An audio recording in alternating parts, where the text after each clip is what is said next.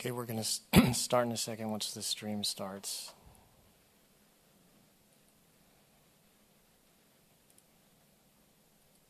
Okay. Welcome to the Office of Tax Appeals. I want to thank everyone for attending today. My name is Josh Lambert, and I'm the lead panel member for this hearing. All three members of the panel will meet after the hearing and produce their written opinion as equal participants. Before we go on the record, I want to discuss a couple of things. The Office of Tax Appeals is not a court, but an independent appeals body. The office is staffed by tax experts and is independent of the state's tax agencies. Also present is our hearing reporter, Ms. Alonzo, who is reporting this hearing verbatim.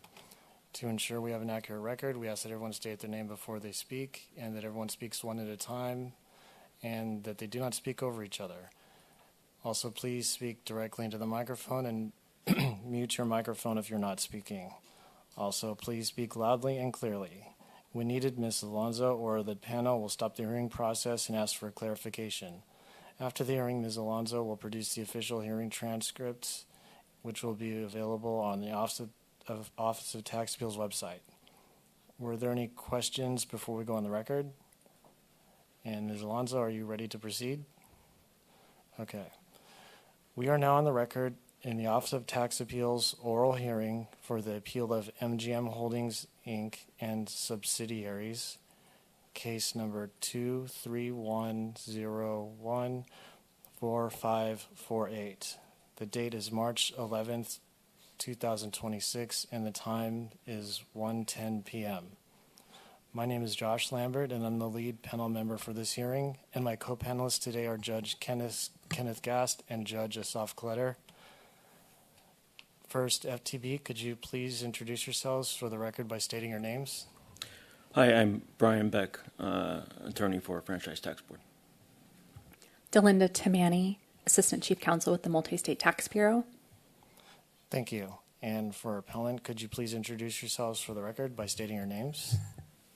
Chris Campbell, Deloitte Tax for MGM. David Hahn, Deloitte Tax for MGM. Thank you all for attending. The issue in this appeal is as follows. When a member of a combined reporting group excludes cancellation of debt income from gross income pursuant to IRC Section 108A1, whether the reduction of tax attributes required by IRC Section 108B1 as generally incorporated by California pursuant to RNTC Section 24307 solely reduces the tax attributes of the member that excluded the cancellation of debt income from gross income or is divided among the members of this combined reporting group in accordance with each member's share of the combined reporting group's California source income. FTB submitted Exhibits A through K, and appellant submitted Exhibit 1. There were no objections to the exhibits by either party, and that evidence is now in the record. First, we'll have appellant's presentation for 60 minutes. So, Mr. Campbell, this is your opportunity to explain appellant's position, and you have 1 hour for it. You can proceed when ready. Thank you, Judge Lambert. Can you hear me okay? Louder? Okay. Good afternoon. Thanks very much. I think during our presentation, David and I will both take parts of this. Okay, good afternoon. We agree with the phrasing of the issue, first of all, that you just read, so thank you for that. The answer, in our opinion, is clear. Under Section 108 of the Internal Revenue Code and Section 24307 of the Revenue and Taxation Code, only MGM Inc.'s tax attributes are reduced. As for the FTB's determination in this case, which is to reduce the net operating loss carryforwards of all the members in the combined reporting group, there's no statute, no regulation, no other authority, no case law that permits the reduction of attributes other than MGM Inc. The Franchise Tax Board agrees that the plain language of Section 108 applies to MGM Inc. only. This is clear in all of their briefs and their visual aids. Their determination letter says that although Section 108 refers to a singular taxpayer, there is, quote, strong reason for California purposes to apply the combined reporting method and combine discrete entities where federal law refers to a single taxpayer. It should go without saying that strong reason is not a valid legal basis for the FTB to make a determination against the taxpayer. The FTB is charged with applying and enforcing the statutory language enacted by the legislature, not developing and testing new theories on taxpayers in audits and appeals. In this case, in addition to strong reason, the FTB is cited to its ability to promulgate regulations as the authority for reducing the attributes of corporations other than MGM Inc. We take this as an admission that the FTB is not relying on any law currently in existence to support its determination. At the end of the day, the FTB's arguments here are not unlike the FTB's arguments in the more recent cases of appeal of Minnesota Beat and appeal of Microsoft, where the OTA ruled against the FTB in part because the FTB's position, quote, did not persuasively explain how the relevant statutes or regulations might be interpreted in the manner it proposed. That comment applies equally here, and we have said in every one of our briefs, every IDR response and protest and audit, that there is just no basis. We've asked every time to have a basis in statute or regulation to support this determination. There isn't one. So, again, the issue in this appeal for us is there is no basis for the determination. We followed the plain language of the statute, and the FTB did not, and these NOAs need to be withdrawn. At this point, I'll turn it over to David to continue. Thanks, Chris. So in this case, the facts are not in dispute. This case raises a question of law. In 2010, MGM Inc.'s debt was discharged in connection with a Title 11 bankruptcy case whereby the creditors received approximately $1.8 billion of stock, which represented approximately 99% of the company post-bankruptcy, in exchange for approximately $5 billion of debt. As a result, MGM Inc. was relieved of approximately $3.2 billion of debt, and this amount was excluded from gross income pursuant to Section 108A of the Internal Revenue Code, and MGM Inc. reduced its tax attributes under Section 108B. IRC Section 108A provides, gross income does not include any amount which would be includable in gross income by reason of the discharge of indebtedness of the taxpayer if the discharge occurs in a Title 11 case. Section 108B provides, the amount excluded from gross income shall be applied to reduce the tax attributes of the taxpayer in the following order. 1. Net operating loss carryovers. 2. General business credits. 3. Minimum tax credits. 4. Capital loss carryovers. And 5. Basis in assets. California incorporates Section 108A and 108B in Revenue and Taxation Code Section 24307 with modifications not relevant here. In this case, the only attributes that MGM Inc. had were NOL carryovers and basis in assets. As we will discuss later, the FTB's entire case is premised on treating MGM Inc.'s excluded debt relief as includable COD income. This simply is not the case. There is no dispute that when a taxpayer's debt is canceled or forgiven, the debt relief constitutes income, and this is included in gross income under Section 61 of the Internal Revenue Code. However, when debt is discharged in a bankruptcy case, the income is expressly excluded by Section 108. Also, the Treasury regulations go so far as to say income is not even realized by a taxpayer by virtue of the discharge of his debt as the result of an adjudication in bankruptcy. This is in Treasury Regulation 1.61-12, subsection B, which is also incorporated in California. And we'll pause here for a second because it's want to emphasize, can't emphasize enough that 108A and B. This is language enacted by Congress, enacted by the legislature. Congress has declared that gross income does not include the amount of a taxpayer's debt that was discharged in bankruptcy. It's absolute. The language is plain and unambiguous. And the taxpayer here is MGM Inc. It was discharged. It has excludable CODI. Its attributes are reduced. That's what we did. That's what this case is about. And as we've said before, and we'll continue to say, it'll probably be too repetitive, but we're going to do that anyway. The FTB's position cannot be reconciled with the plain language of the statute. Again, their briefs and IDRs demonstrate that they understand, government understands that the statute works the way MGM is presenting it, and it continues to advocate for theories that reach a different result. So, Thanks, Chris. So turning back to the law applies mechanically. Again, pursuant to Section 108A, MGM Inc. excluded $3.2 billion from gross income. MGM Inc. applied step by step the plain language of Section 108B. MGM Inc. applied the plain language of the relevant statutes, which I will go through now, and this may sound repetitive or redundant, as Chris mentioned, but we believe it's important to say in the record what the statutes say, as they are the only law that applies in this case.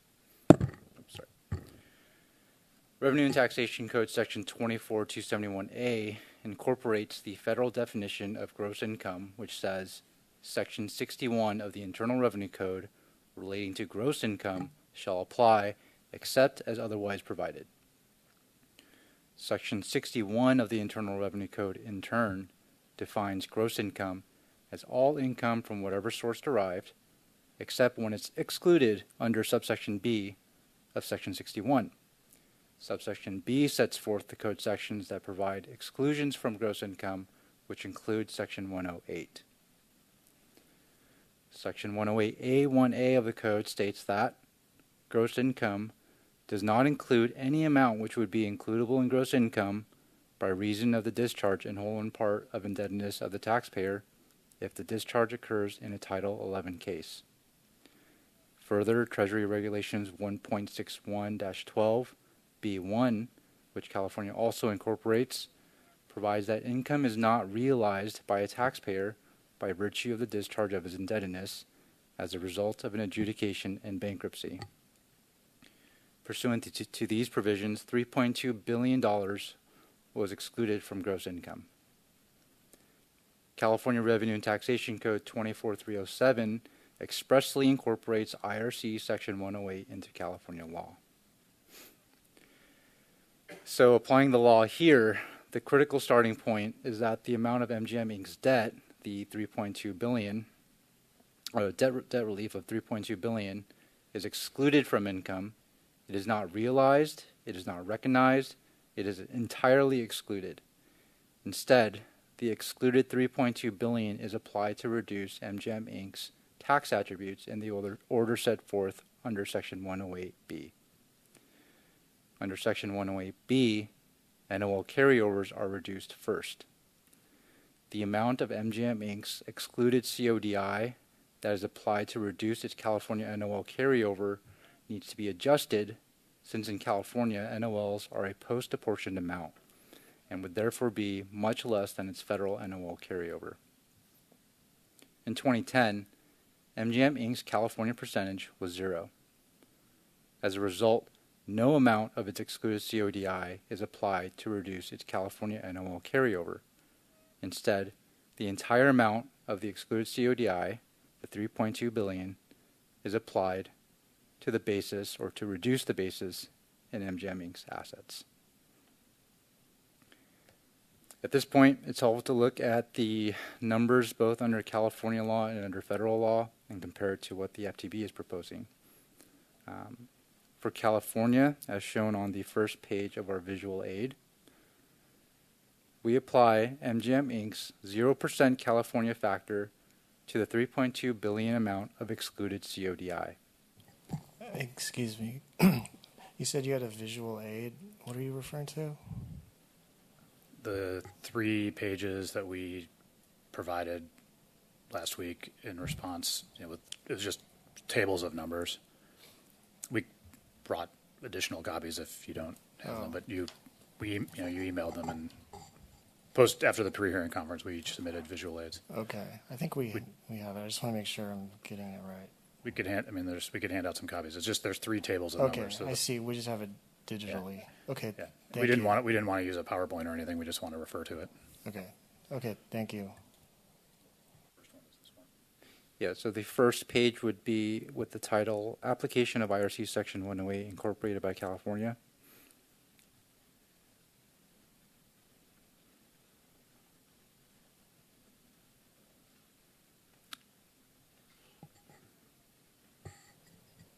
Okay, we have it. Thanks. So for California, as shown in our visual aid, we apply MGM Inc.'s 0% California factor to the $3.2 billion amount of excluded CODI. Since MGM Inc.'s factor was 0 and remains 0 since 2010, MGM Inc.'s $66 million of NOL carryover is trapped, and so there's no income to reduce going forward. Next, the remaining amount, therefore, would be $3.2 billion of excluded CODI to reduce basis in MGM Inc.'s assets. Unlike NOL carryovers in California, basis is not an apportioned amount. Therefore, there's a significant reduction in MGM Inc.'s basis, which results in an acceleration of income in the future.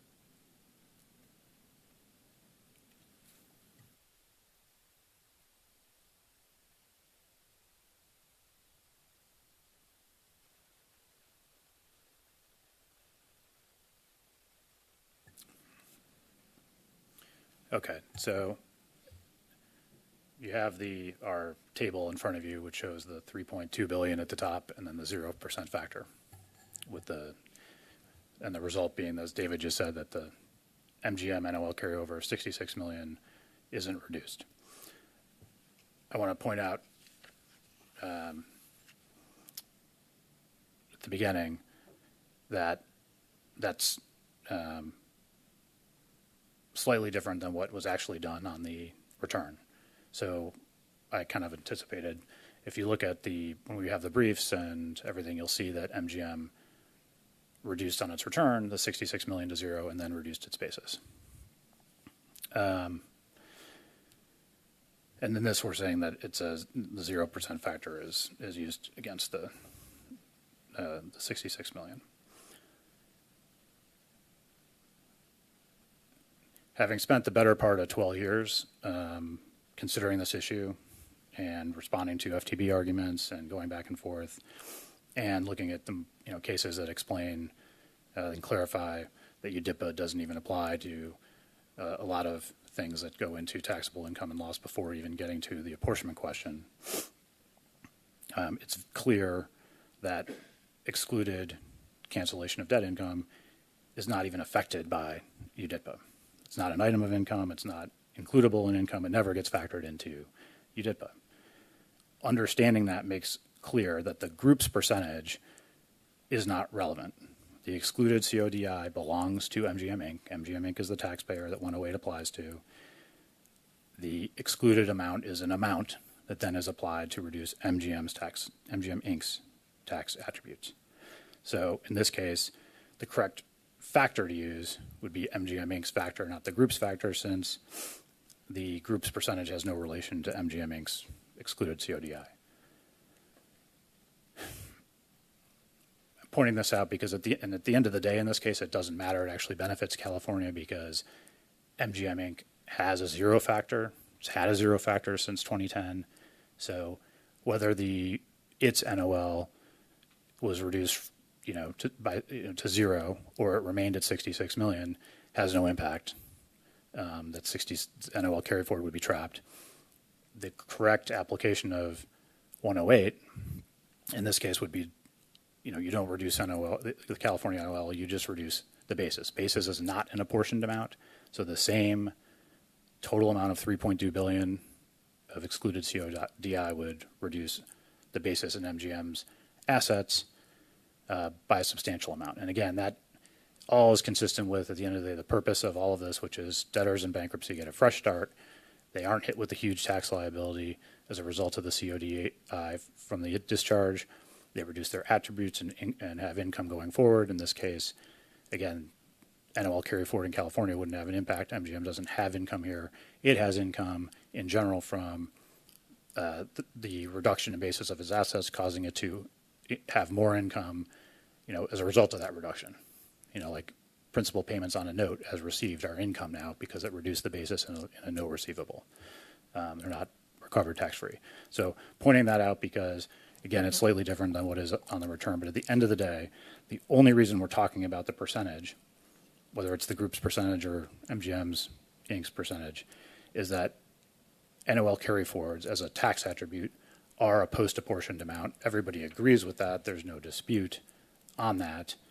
In fact, the only authority that we know of in California that ever discussed, or the FTB ever discussed, the application of 108 is a TAM 2015-2, after the year in question here. And that TAM simply said when you're applying 108 attribute reduction in California, you have to do it on a post-apportion basis, which just means the amount of the taxpayers excluded CODI here, which is MGM Inc.'s $3.2 billion, needs to be adjusted so that you can reduce the MGM Inc.'s NOL in California by an appropriate adjusted amount. Okay.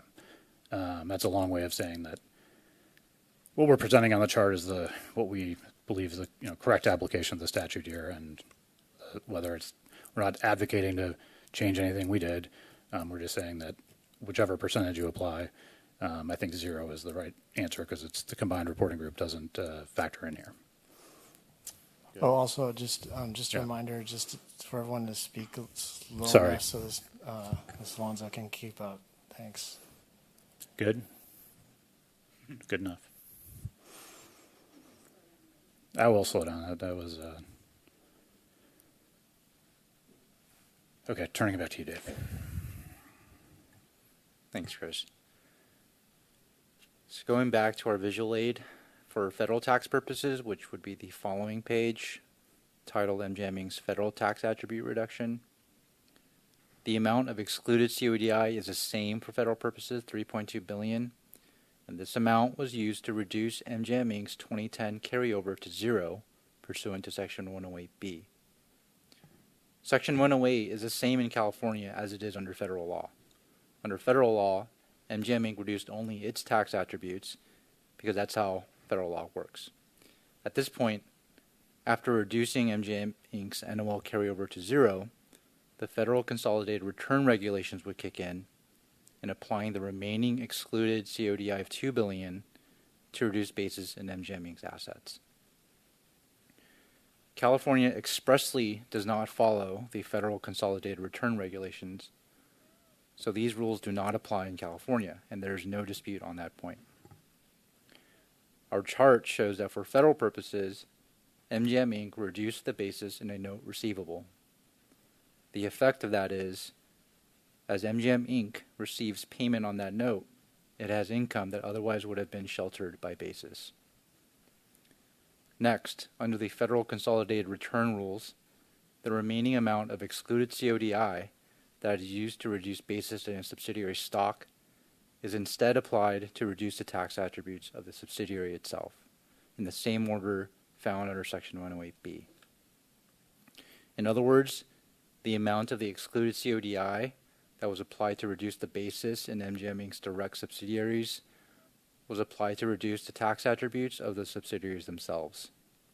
Again, the consolidated return rules do not apply in California. Can I just reiterate something? So as between our two pieces of paper, the California application of 108 and the federal, again, in both cases, you are applying 108. You reduce MGM Inc.'s tax attributes only, and under federal law, when you get to the basis of MGM Inc.'s assets, you reduce the basis of the assets, but where one of the assets is stock in a subsidiary, then the basis that otherwise would reduce, the amount that would otherwise reduce basis in the stock is transferred over to the subsidiary itself and reduces the attributes there. That is a function of the consolidated return regulations that we do not have. And it really is, that's an important point here because we track 108, the statute, and if you just apply the statute, you're just reducing MGM's attributes, including the basis and its assets, which is what we did here. It's purely a function of very detailed rules that were promulgated over a long period of time. A lot of thought went into them to get the federal result, and that's important because it just illustrates that you can have rules that get to different results, but you need rules. So I think David will talk about what the FTB did here. The FTB's position in this case is that Section 108 applies to reduce the tax attributes of the group, not MGM Inc. So if you turn to the last page of our visual aid, titled FTB's Methodology. So to reduce the tax attributes of the group, FTB first apportions MGM Inc.'s excluded CODI amount by the group's California apportionment percentage of 34%, which is $1 billion, and treats this as if it were includable in income in 2010. Next, the FTB reduces the California NOLs of all members of the combined group, which is $980 million, to zero. There is no statutory authority. In fact, the statute does not permit the reduction of attributes other than MGM Inc. This is the fatal flaw in the FTB's analysis. And by the way, after the $980 million is excluded, there's not much CODI or excluded CODI left. And the FTB doesn't really explain how the remaining COD income would apply to reduce the other tax attributes, namely basis and assets. Under their theory, perhaps they were going to reduce the basis and assets of the entire group, but at the end of the day, it's not clear how they would reduce the basis and assets after reducing the group's NOLs.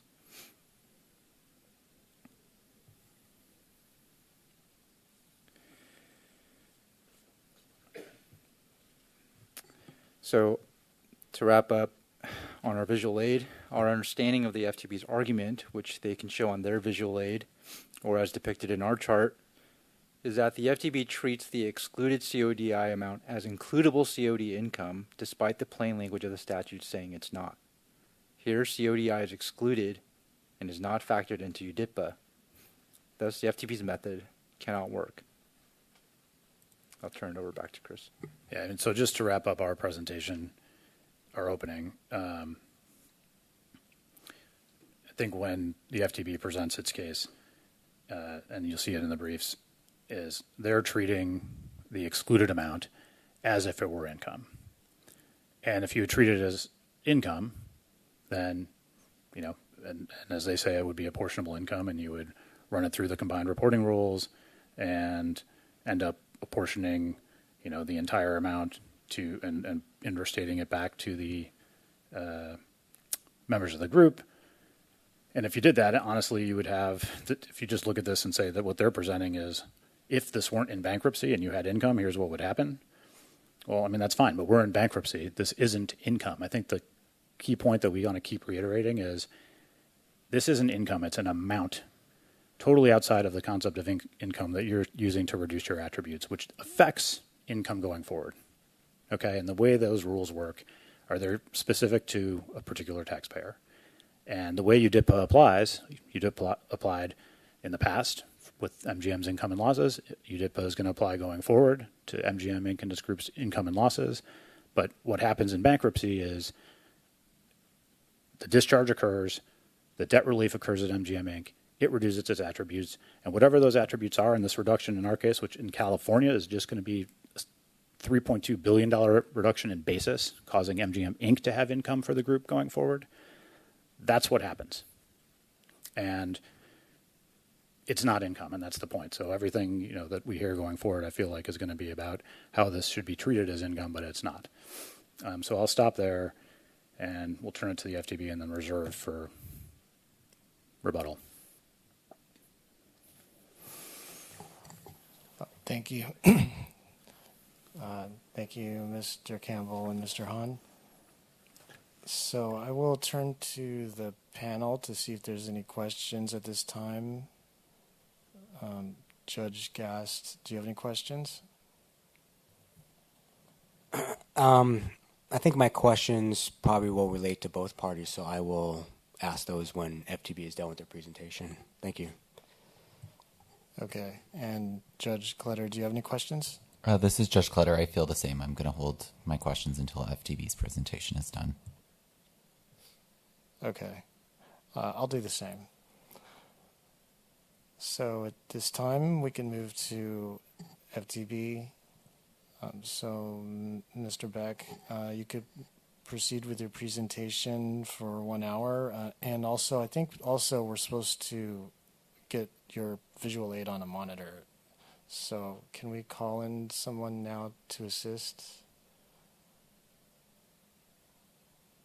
Maybe we'll go out the record and let's take a 10-minute break, and then we'll come back and do the presentation.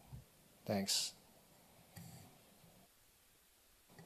And also the stream will continue, so be aware of you're still on audio and video. Thanks.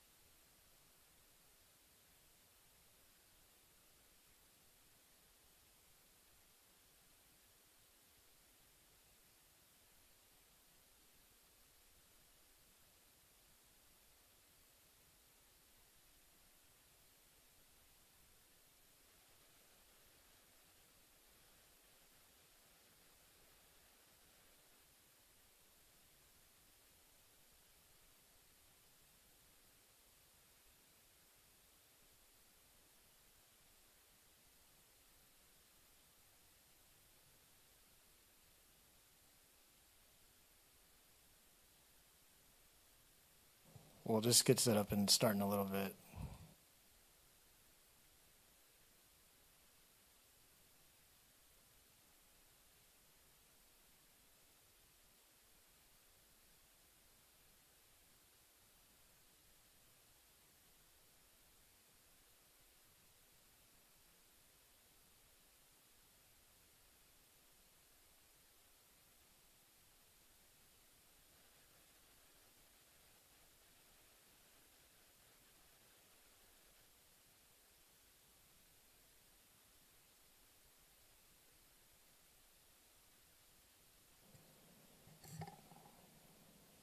Just before we begin, we could take a break after FTB's presentation as well.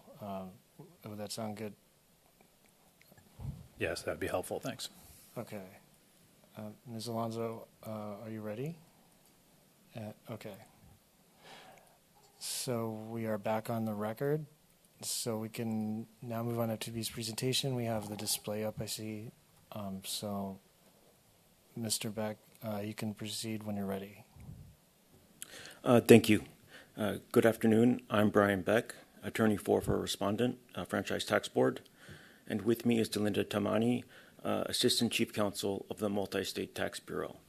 California has a detailed system for sourcing corporate income. The linchpin is the unitary business. The unitary business generates business income. The business income is not necessarily attributed to the same legal entity as under federal tax law. Rather, each legal entity member of the unitary business is treated as a fractional part of the whole. In this dispute, the dispositive fact is that the cancellation of debt income, CODI, is business income. As business income, it was generated by the unitary business. The entities treated as generating that income for California purposes may not be the same as for federal purposes. Appellant MGM Holdings, Inc. and subsidiaries assigned the CODI to a single member of the combined reporting group, which I'll call group or combined group. It was not treated as generated by the unitary business. This is a separate accounting. Pursuant to the controlling rules set forth in the regulations promulgated under Revenue and Taxation Code, RNTC, Section 25106.5, which I'll call the Combined Reporting Regulations, appellant should have assigned the CODI to each member of the group according to the member's share of California source income. This assignment is called intrastating. Intrastating is a key part of how California sources unitary business income. The CODI was business income and should have been treated as business income. Appellant did not do so. The ultimate consequence was that by assigning the California source CODI to the wrong entity, appellant permanently eliminated $1.1 billion of income for California purposes. That income should have been deferred through reduction of California tax attributes of the members who generated the income for California purposes. There are two issues. Issue one is, does Internal Revenue Code, IRC, Section 108, require a separate accounting? Issue two, notwithstanding IRC Section 108, do the combined reporting regulations require that the CODI be intrastated? Among these two issues, issue two is paramount. Even if under issue one, the CODI is determined to belong exclusively to a single member of the combined reporting group under federal tax law, under California's combined reporting, the same CODI would still have to be intrastated. That is, reassigned to the members according to their share of California source income. Respondent identified two additional issues during briefing, which to save time will not be supplemented here. Respondent does not withdraw those arguments and stands on the merits of the briefing. The background is as follows. Appellant had a combined reporting group of over 100 members. According to appellant, in 2005, a member, MGM Inc., which we'll call the debtor member, took out a loan. From 2007 to 2010, appellant applied about $1.5 billion in interest expense deductions based on payments with respect to this loan, which it applied against business income. Due to combined reporting, the interest expense increased the California source net operating losses, CSNOLs, of other members than the debtor member. In 2010, appellant had this $5 billion of debt restructured in a bankruptcy. About $3.2 billion was extinguished. This $3.2 billion was Cody. Appellant attributed all of the Cody to the debtor member. Now, as we'll see, the Cody was deferred by reduction in tax attributes. Nevertheless, the item of income had to be tracked like every other item of income. Accordingly, appellant should have interstated the Cody, attributing it to each member according to their share of California source income. Now let's take a look at slide 1, which we have on the screen there. So this is a visual, simplified representation of combined reporting, correctly treating the Cody in the taxable year ended 12/10 with rounded numbers. The first boxes on the top row represent the income from the members of the combined reporting group, debtor member, MGM Studios, and all the other over 100 members combined. All on a separate entity basis, income from all sources. As mentioned, appellant had about $3.2 billion in excluded debt. The resulting Cody is the hashed box within debtor members' income. Below that is the entire combined reporting group, with all members combined, still from all sources. It is one box because it is all the members combined. The $3.2 billion of Cody is within that. It was part of the debtor members' income that was combined. Next, we're apportioning. That is the arrow leading from the group income, all sources, to group income, California source. That year, appellant reported a California apportionment percentage, cap, of 34%. Appellant determined the cap in accordance with the combined reporting regulations, which require application of California's Uniform Division of Income for Tax Purposes Act, UDIPTA.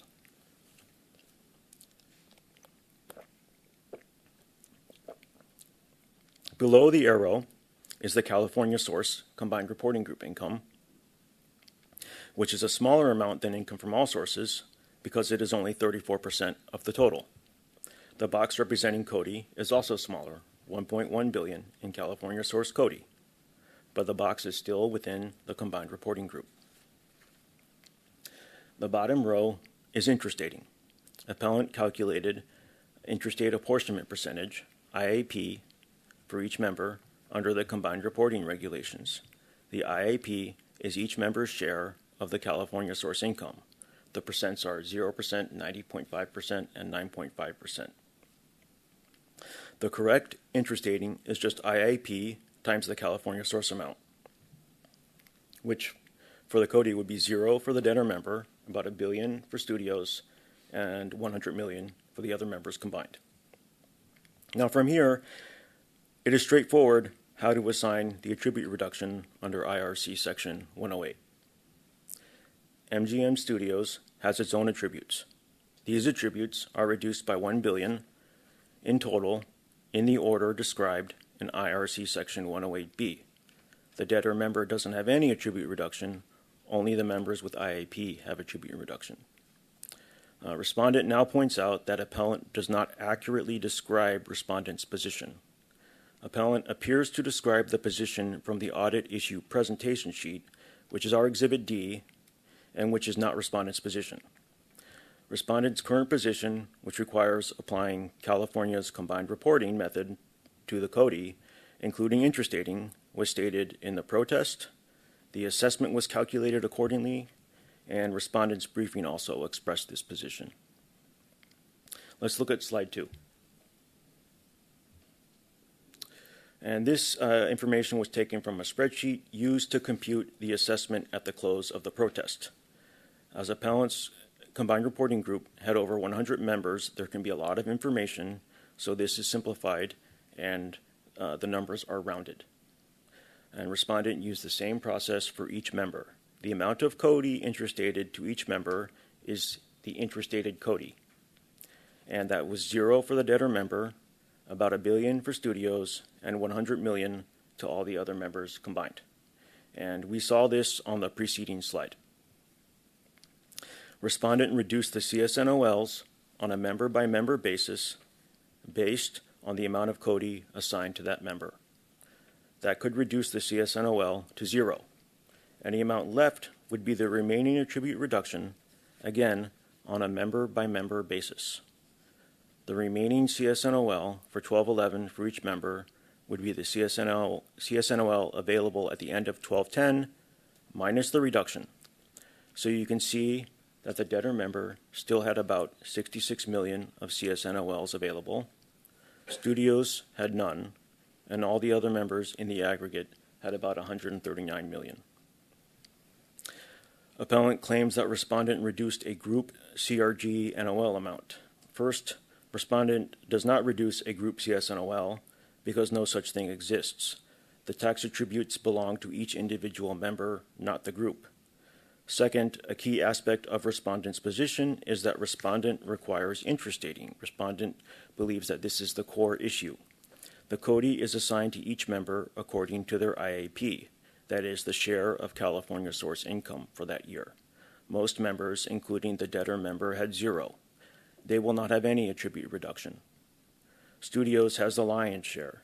In any case, respondent does not eliminate each member's CSNOL. The debtor member, for example, retains its full CSNOLs based on its 0% IAP. Additionally, respondent has not calculated any basis reduction. The calculations are time-intensive and would require additional substantiation from appellant. There is no immediate material tax effect. In any case, the additional tax assessed at issue does not reflect any amount from a reduced basis. In a later year, if there is a material tax effect, appellant may be required to substantiate the basis of the affected asset, and it may be necessary to properly reflect the basis reduction at that time. But respondent did not require or perform such a calculation presently because there was no need. At any rate, appellant's description of respondent's presumed basis adjustment is incorrect. Respondent would reduce each member's basis according to the remaining attribute reduction for each member and would reduce the basis of each member's assets, not the debtor member's assets. Now that is how appellant should have assigned the CODI. Let's take a look at slide 3. And this is a visual representation of what appellant did on its return, maintained through audit and protest, and its briefing. And so what is different? Let's take a look at slide 1 just for 1 second so we can get a comparison there. There we go. See, that was the correct way. Now let's go back to slide 3. Okay, and so that's what appellant did. So what is different? The big difference is that the debtor member wasn't combined with the rest. You have MGM Studios and the other members combined the CRG total from all sources, then apportioned to California source amounts, then interstated. The debtor member skips this whole process. The debtor member was not combined with the group and was just treated separately. The CODI never goes to the combined reporting group.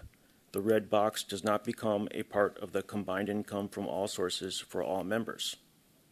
It is not apportioned with the rest of the income, and it is not interstated. The assessed amount is based on this difference. Now, appellant apparently has a new argument as of this oral hearing that the debtor member is treated entirely on a separate entity basis with its own 0% California apportionment percentage. Previously, appellant applied a 34% apportionment percentage exclusively to the CODI. Furthermore, IRC Section 108B2 states that the attribute reduction shall be made in a specific order, and NOL is before basis reduction. Yet appellant skips the NOL reduction and goes straight to asset basis reduction. Appellant treats the apportionment percentage as 100%. It subtracts the federal amount from the basis. That is the background of this case, and we are now moving on to respondent's argument. The first issue is, does IRC Section 108 require a separate accounting? Appellant claims that because IRC Section 108 uses taxpayer in the singular, all of the attribute reduction must be to that single taxpayer, and that taxpayer is a debtor member. Appellant claims to use the plain meaning of the statute. This claimed plain meaning is not correct. Briefly, the plain meaning rule is that the literal reading of the text, using each word, gives you the correct interpretation of the statute, unless there is an ambiguity. You start exclusively from the text, that is, intrinsic evidence.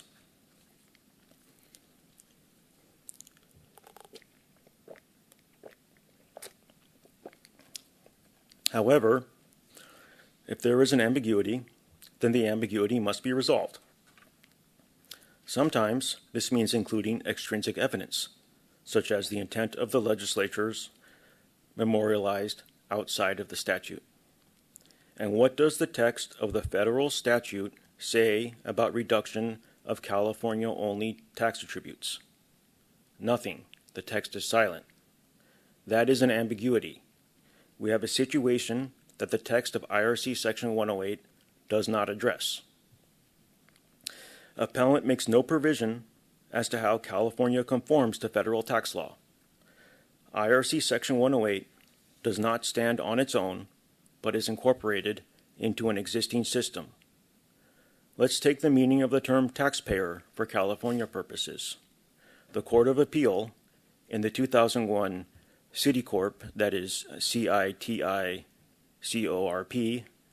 North America decision, stated it was not unreasonable to interpret the term taxpayer as applying to the unitary group, referring to State Board of Equalization, SBE, Finnegan, that would be FINNIGAN decision. In fact, the Court of Appeal pointed out that RNTC Section 23030 states that the definitions apply except where context requires. Moreover, appellant's argument that the taxpayer must refer to the single debtor member in the group context was explicitly rejected in the Marvel Tax Court case, which was affirmed by the Second Circuit. There, the taxpayer argued the word taxpayer, quote, refers only to the debtor member of a consolidated group, end quote. That is appellant's argument. Appellant claims taxpayer can only refer to the debtor member. The tax court rejected this argument.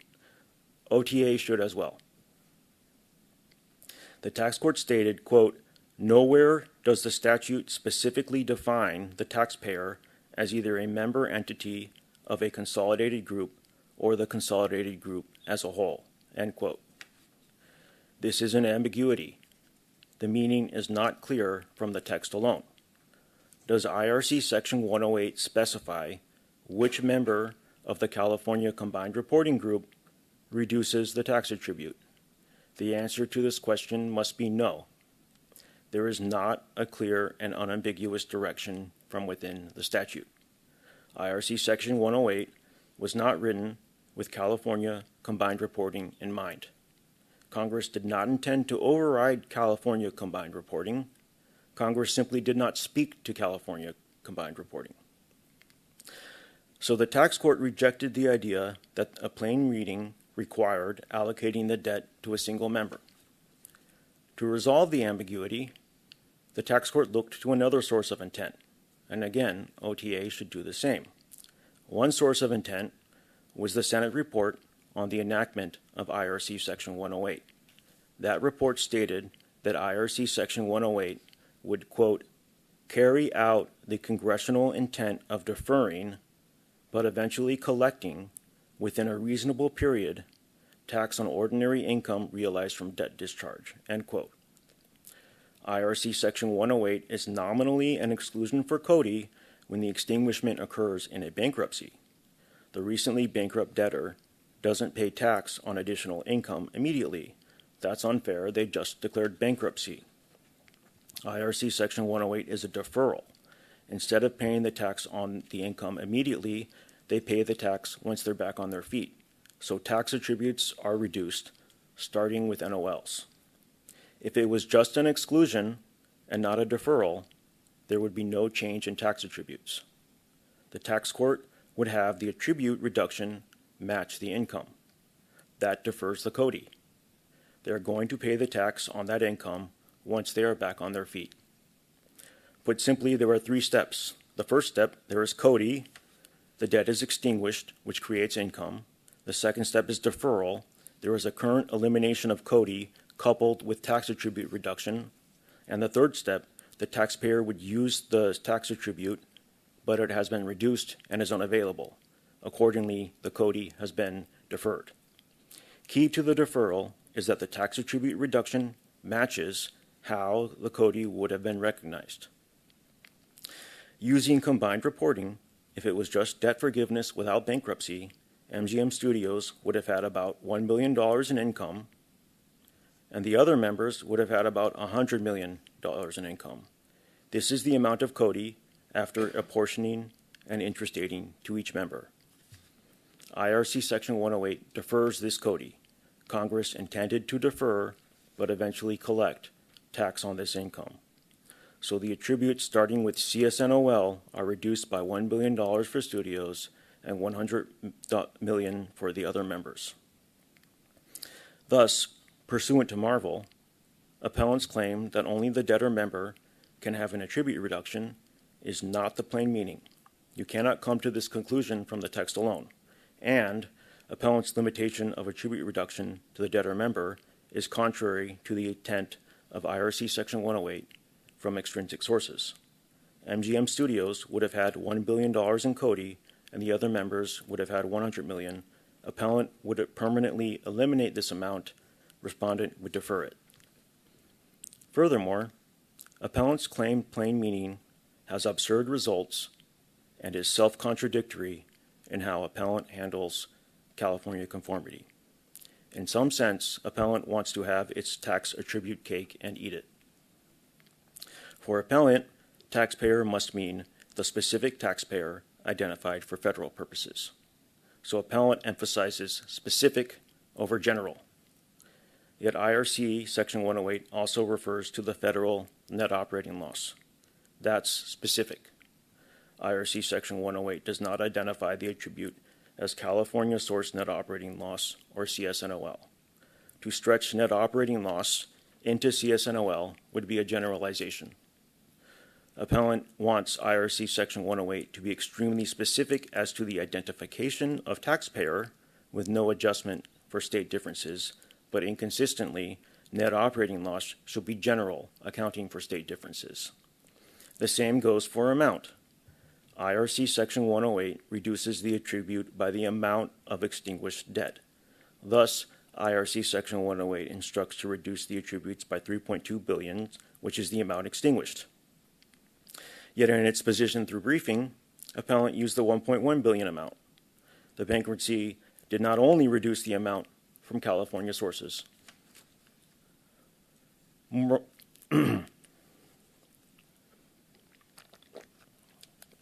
Moreover, to have a consistent plain meaning, appellant should reduce the tax attributes in order as stated in the statute.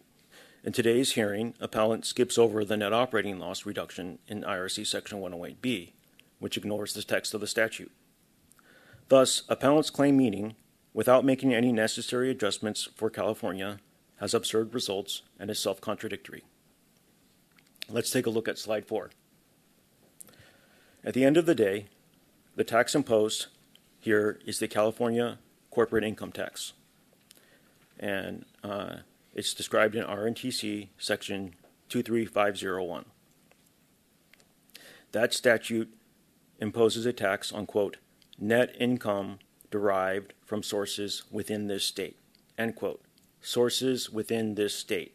It is imposed on California source income, not it is not imposed on federal income.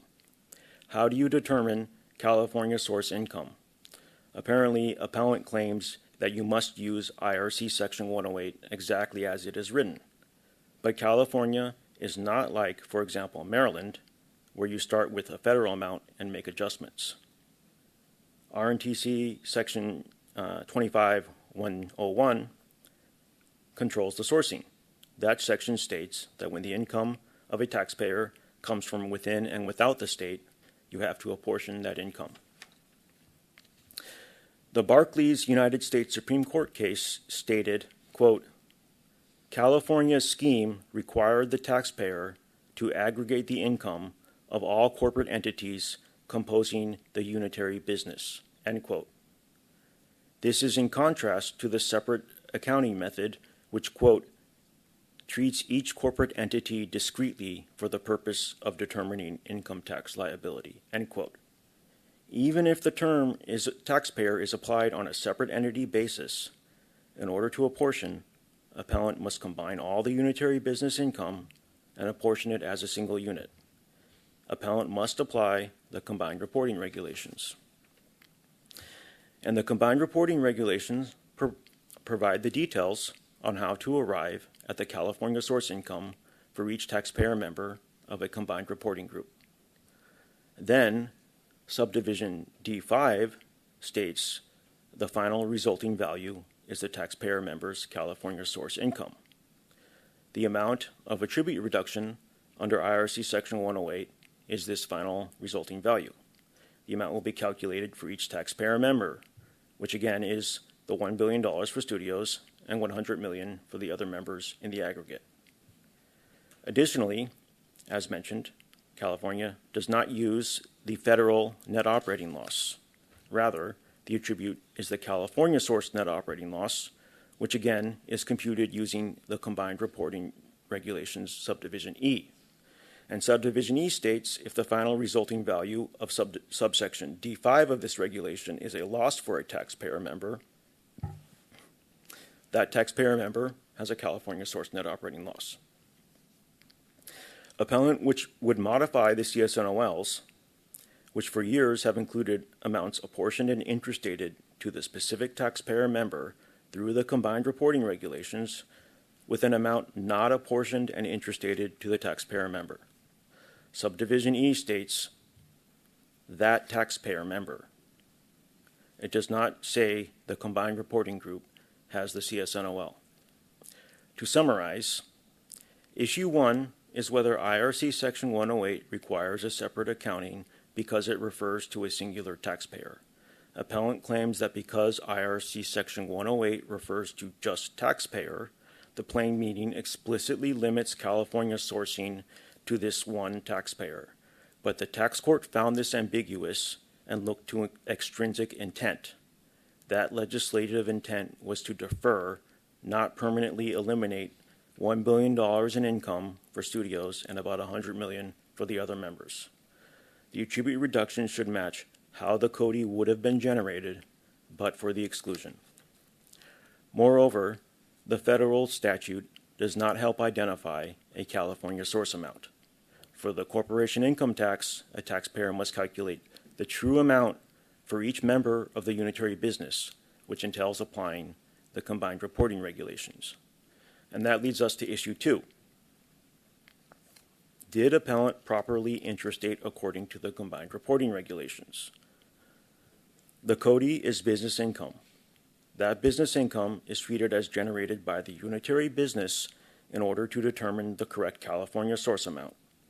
Under the combined reporting regulations, it must be interstated, that is, assigned to each member of the combined reporting group in proportion to that member's share of the California source income. Appellant failed to do so. You cannot have a separate accounting for business income. This is a fundamental principle of state tax law discussed in Barclays as well as many other decisions. To apportion, you must look at the entire unitary business, not just a part. Respondent refers to OTA's precedential 2019 Robert Half legal decision, which on the first page of the discussion states that there is no dispute the income at issue was business income of the unitary business. Quote, a unitary enterprise's business income is apportioned among the tax jurisdictions according to a formula, end quote. Consequently, in Robert Half Legal, the disputed item, payment of VAT like a sales tax by a retailer, could not be treated as non-business income and separated from the business income. The CODI was business income of the unitary enterprise. As such, even if somehow the CODI were required to belong to the debtor member and not the unitary business under IRC Section 108 for state tax computation, it would have to be part of the unitary business enterprise and from there interstated to each member. So Issue 2 is paramount to Issue 1. The result in Issue 1 does not matter if Issue 2 applies. John Deere Plow, the California Supreme Court case, is an illustrative example of a separate accounting of a portion of business income that was rejected. In John Deere, the taxpayer claimed that looking at all its operations, the operations in California had the highest costs and lowest return. So they believed that those operations should not count in the apportionment of out-of-state operations. This is a separate accounting. The taxpayer tried to divide a portion of the business income and treat it differently. The court disagreed with the taxpayer. The unitary income is derived from the functioning of the business as a whole. No portion is separate and distinct. In the present case, the debtor member was, according to appellant, the primary obligor and so had to be treated differently. This is not a justification for separate accounting. Appellant is attempting to treat the debtor member as separate and distinct. The CODI is an item of business income and is integrated with the unitary business and can't be segregated. One way of looking at it is for California apportionment purposes, the debt is the unitary businesses. In the present case, it is particularly inconsistent for appellant to treat the CODI as different from business income. The loan documents for the debt at issue provided that the proceeds of the loan will be spent on the business. And let's take a look at slide 5. Moreover, for the entire period the debt was outstanding, appellant treated the interest expense from the debt as a business expense, and it generated CSNOLs. And for years, the interest expense deduction was apportioned and interestated like any other business income item. It substantially increased the CSNOLs of members other than the debtor member. We can see here it resulted in approximately $394 million in CSNOLs for studios. But now that when the debt is extinguished, appellant stopped apportioning and interestating the income resulting from the debt. In effect, under appellant's approach, appellant denies that the CODI was business income, and so, unlike, for example, Robert Half Legal, it does not need to be treated as unitary business income. In part, appellant reaches this conclusion on the basis that, according to appellant, there was no income. Yet, in Gitlitz, Gitlitz, the United States Supreme Court addressed appellant's argument, which was raised by the IRS. Quote, quite simply, if discharge of indebtedness of an insolvent entity were not income, it would necessarily not be included in gross income, end quote. There would be no need for IRC Section 108 if it were not income. An excluded item of CODI is still an item of income. It does not simply disappear. If there were no CODI, how would IRC Section 108 apply in the first place? You cannot exclude CODI if it does not exist. Appellant refers to a Treasury regulation, which I believe is 1.61-12B1, which says that CODI from a bankruptcy discharge is not realized. First, that's not the issue. It doesn't matter if it's realized or not. Second, Gitlitz explicitly cited and dismissed this regulation as to whether the CODI was an item of income. Furthermore, IRC Section 108 does not exclude CODI so much as defer it. If it were absolutely excluded, there would be no change in tax attributes. In fact, this case is specifically about those tax attributes. In effect, appellant has said the CODI needs to be separated from the business income. The combined reporting regulations require the business income to be apportioned and interstated. And I refer you to Regulation Section 25106.5 C7A2, which describes the rules for interstating. So in sum, on issue 1, appellant claims that the plain meaning of the federal statute requires a specific outcome for California sourcing. This plain meaning interpretation is incorrect. Marvel rejected appellant's interpretation of the term taxpayer in IRC Section 108 in the group context. Marvel found it ambiguous and looked to extrinsic intent. OTA should find that evidence, as well as Marvel's reasoning, persuasive. The Senate wanted to defer CODI, not eliminate it permanently. Appellant's approach would permanently eliminate $1.1 billion of California source CODI, and respondent's approach would defer it. Further, appellant's claim as to the plain meaning has absurd results in the California context. Appellant requires an extremely specific reading of IRC Section 108. Taxpayer must be the exact same person under federal tax law. Yet IRC Section 108 does not discuss California sourcing, and appellant's reading requires a general instead of specific reading of net operating loss and amount. On issue 2, because the CODI is business income, it must be apportioned and interstated using the combined reporting regulations, which appellant has not done. Appellant, in effect, attempts to treat the CODI similarly to non-business income by separating it from the business income. Furthermore, respondent believes issue 2 controls even if appellant prevails on issue 1. And that's the end of our presentation. I'd be glad to handle any questions. Okay, thank you, Mr. Beck. Yes, we will. I'll have the panel ask questions, and then we'll take a break after that for rebuttals. Judge Gast, did you have any questions? Yes, I have a few questions. I'll start with the taxpayer. Could you address why in your first page you don't reduce NOLs when 108B explicitly says you're supposed to? Yes, thank you for the question. Happy to address that.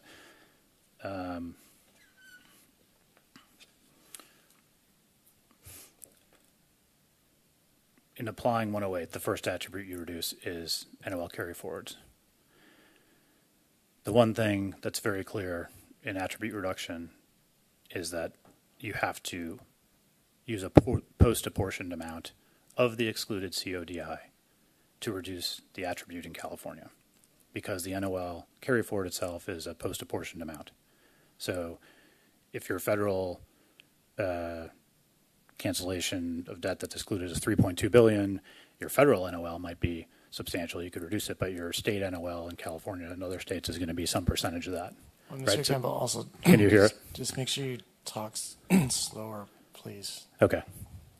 So the federal amount is very large. So the NOL carryover attribute in California is a percentage amount. So you have to use apply a percentage to the full amount of the excluded COD to reduce NOLs. For the other tax attributes like basis, you don't. And I'll get to your question in a second. Tax credits also are slightly different because California has, a different tax credit. It's not dollar for dollar, and the statute provides for the California statute makes a modification for that. So again, there's no dispute that you apply a percentage, the apportionment percentage, to the excluded amount in order to reduce the California NOL, and that's in TAM, 2015-2 says that, and we all agree to that. In our view, as we said, in applying the statute in California, all of this, everything about 108, excluded CODI is not income, and that's going to be one of the fundamental issues that I can hear here. It is not income. It's fundamentally not income. It's an excluded amount. Why is that? Because the whole point of this is to not cripple the debtor, as we all agree, and so you don't tax them on this exclusion after the bankruptcy. Instead, you reduce attributes. And in this case, when you get to California, MGM has an NOL carryover of $66 million, and its apportionment percentage in the year of the discharge is 0. And it's remained 0 since then, by the way, but it's 0. So if you were to apply the $3.2 billion and use the post-apportioned amount of that in California, it's 0. And by the way, that makes sense.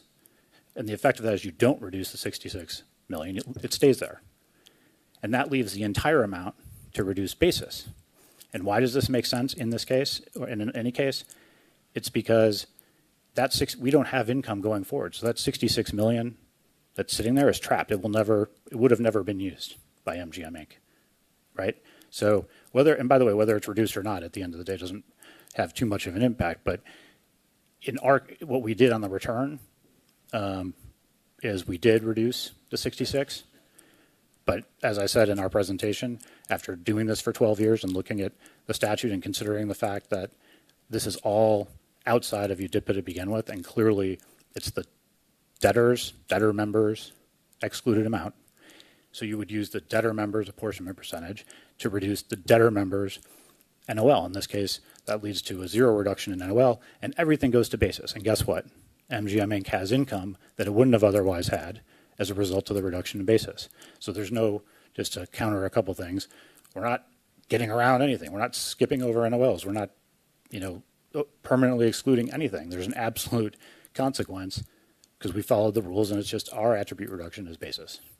Okay, but so to answer your question, the way the statute correctly applies in California would be to use the members' apportionment percentage in computing the first, just for NOLs, and computing the post-apportionment amount.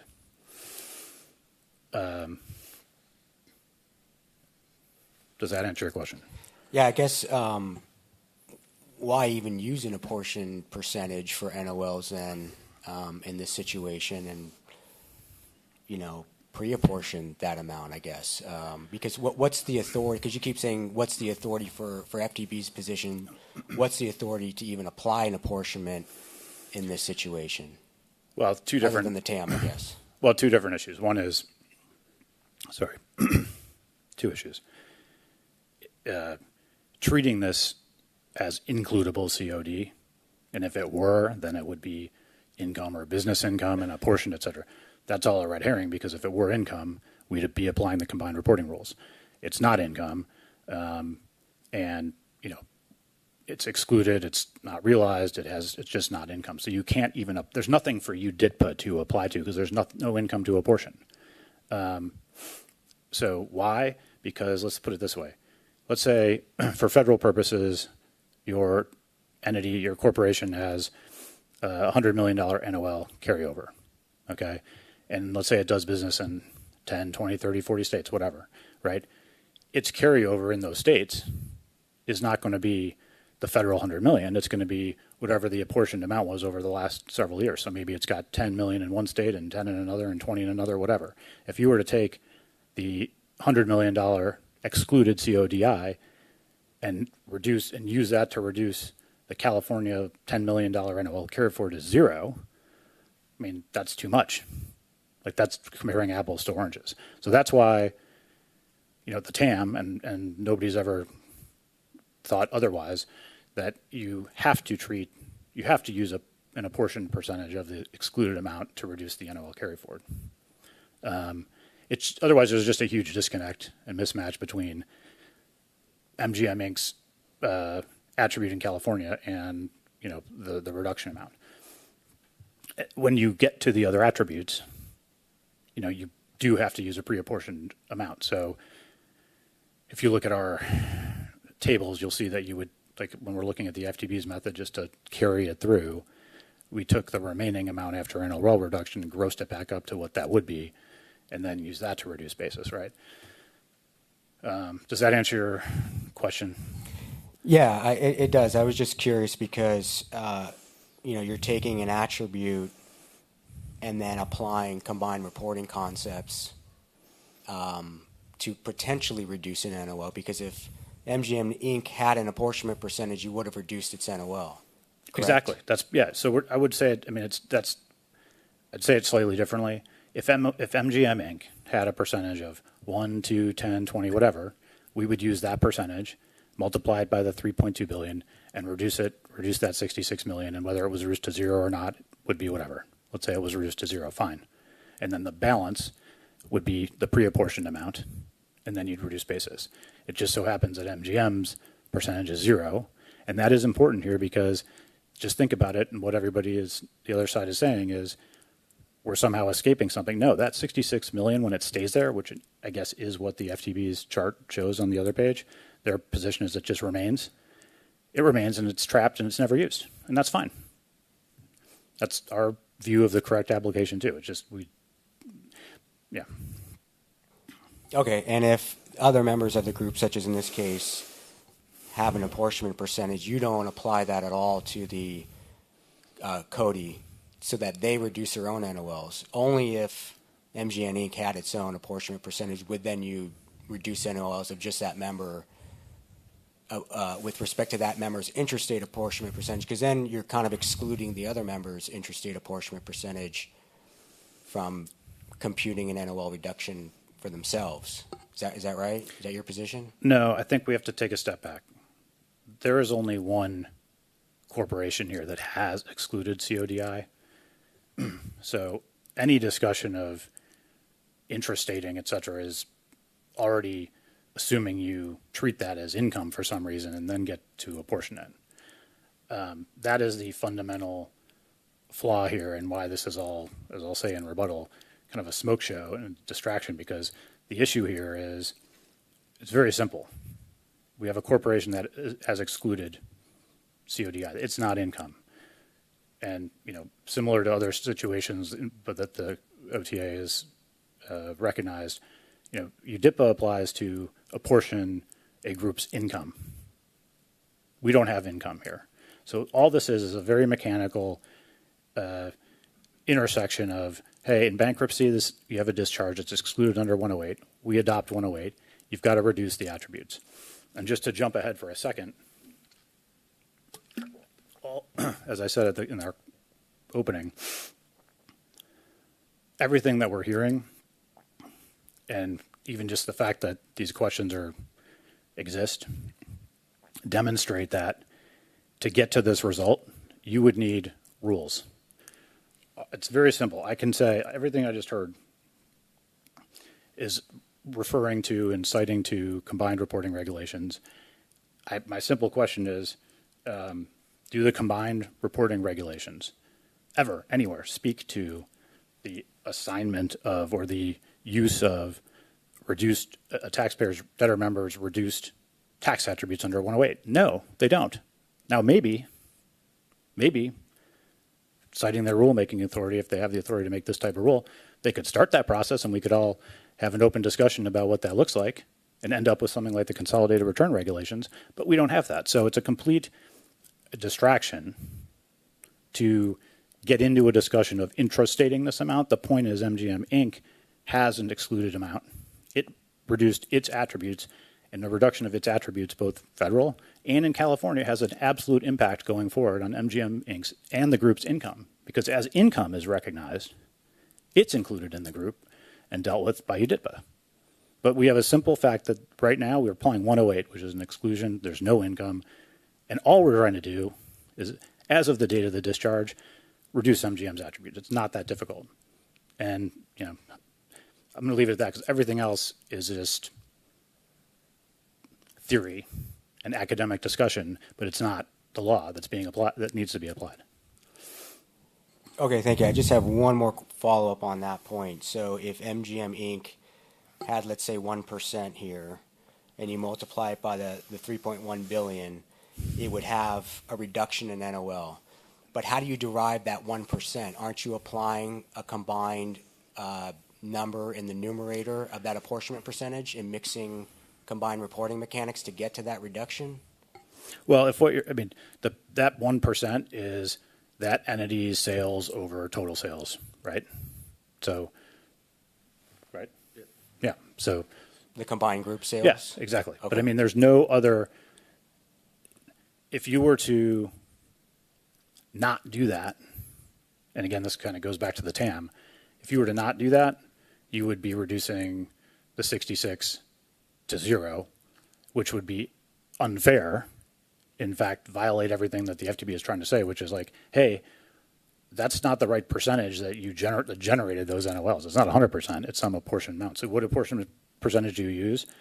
You use that entity's apportionment percentage. Sorry if I'm talking fast. The groups, it's the concept that the group's percentage, that's not relevant. The debtor member's percentage is relevant, but the group's percentage isn't relevant to that number. That's what we're saying that the right analysis is.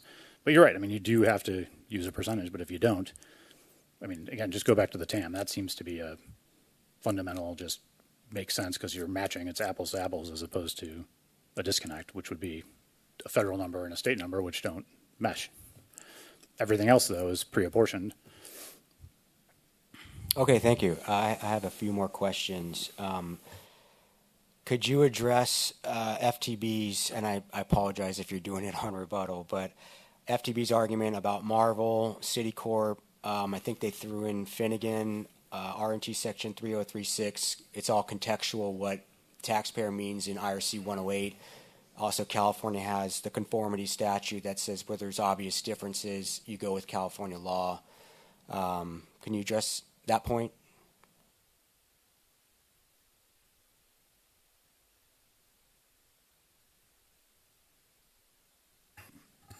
If it's okay, that's in our rebuttal. And I think just to organize our thoughts after all that, we'd want to do it and just keep our rebuttal if that's okay. Okay. I'll turn it over then to some questions for FTB. And sorry if I'm long-winded here. This is pretty complicated. So FTB's method, wouldn't that result in the debtor, the actual debtor here, MGM Inc., never reducing its own California attributes if it has a 0% interstate apportionment?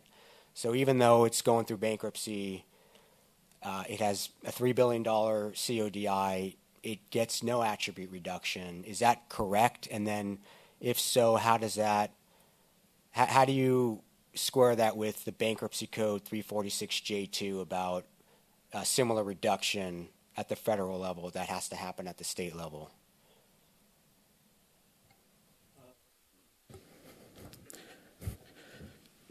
So, again, ultimately the tax is on California source income, and you have to determine the California source amount. And the California source amount requires looking at it from the business income is generated by the unitary business, and I'm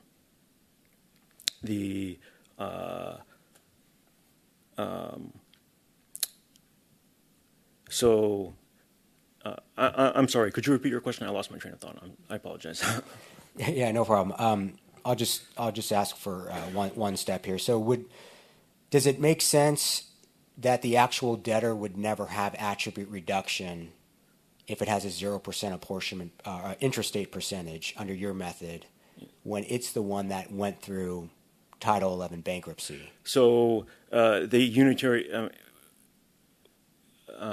for this purpose, California looks at that debtor as part of a unitary business where each member contributes to the whole. And then when you come back and look at which part is California source, you can sort of rearrange that from what was the strict federal amount. And so in some sense, it's not MGM Inc.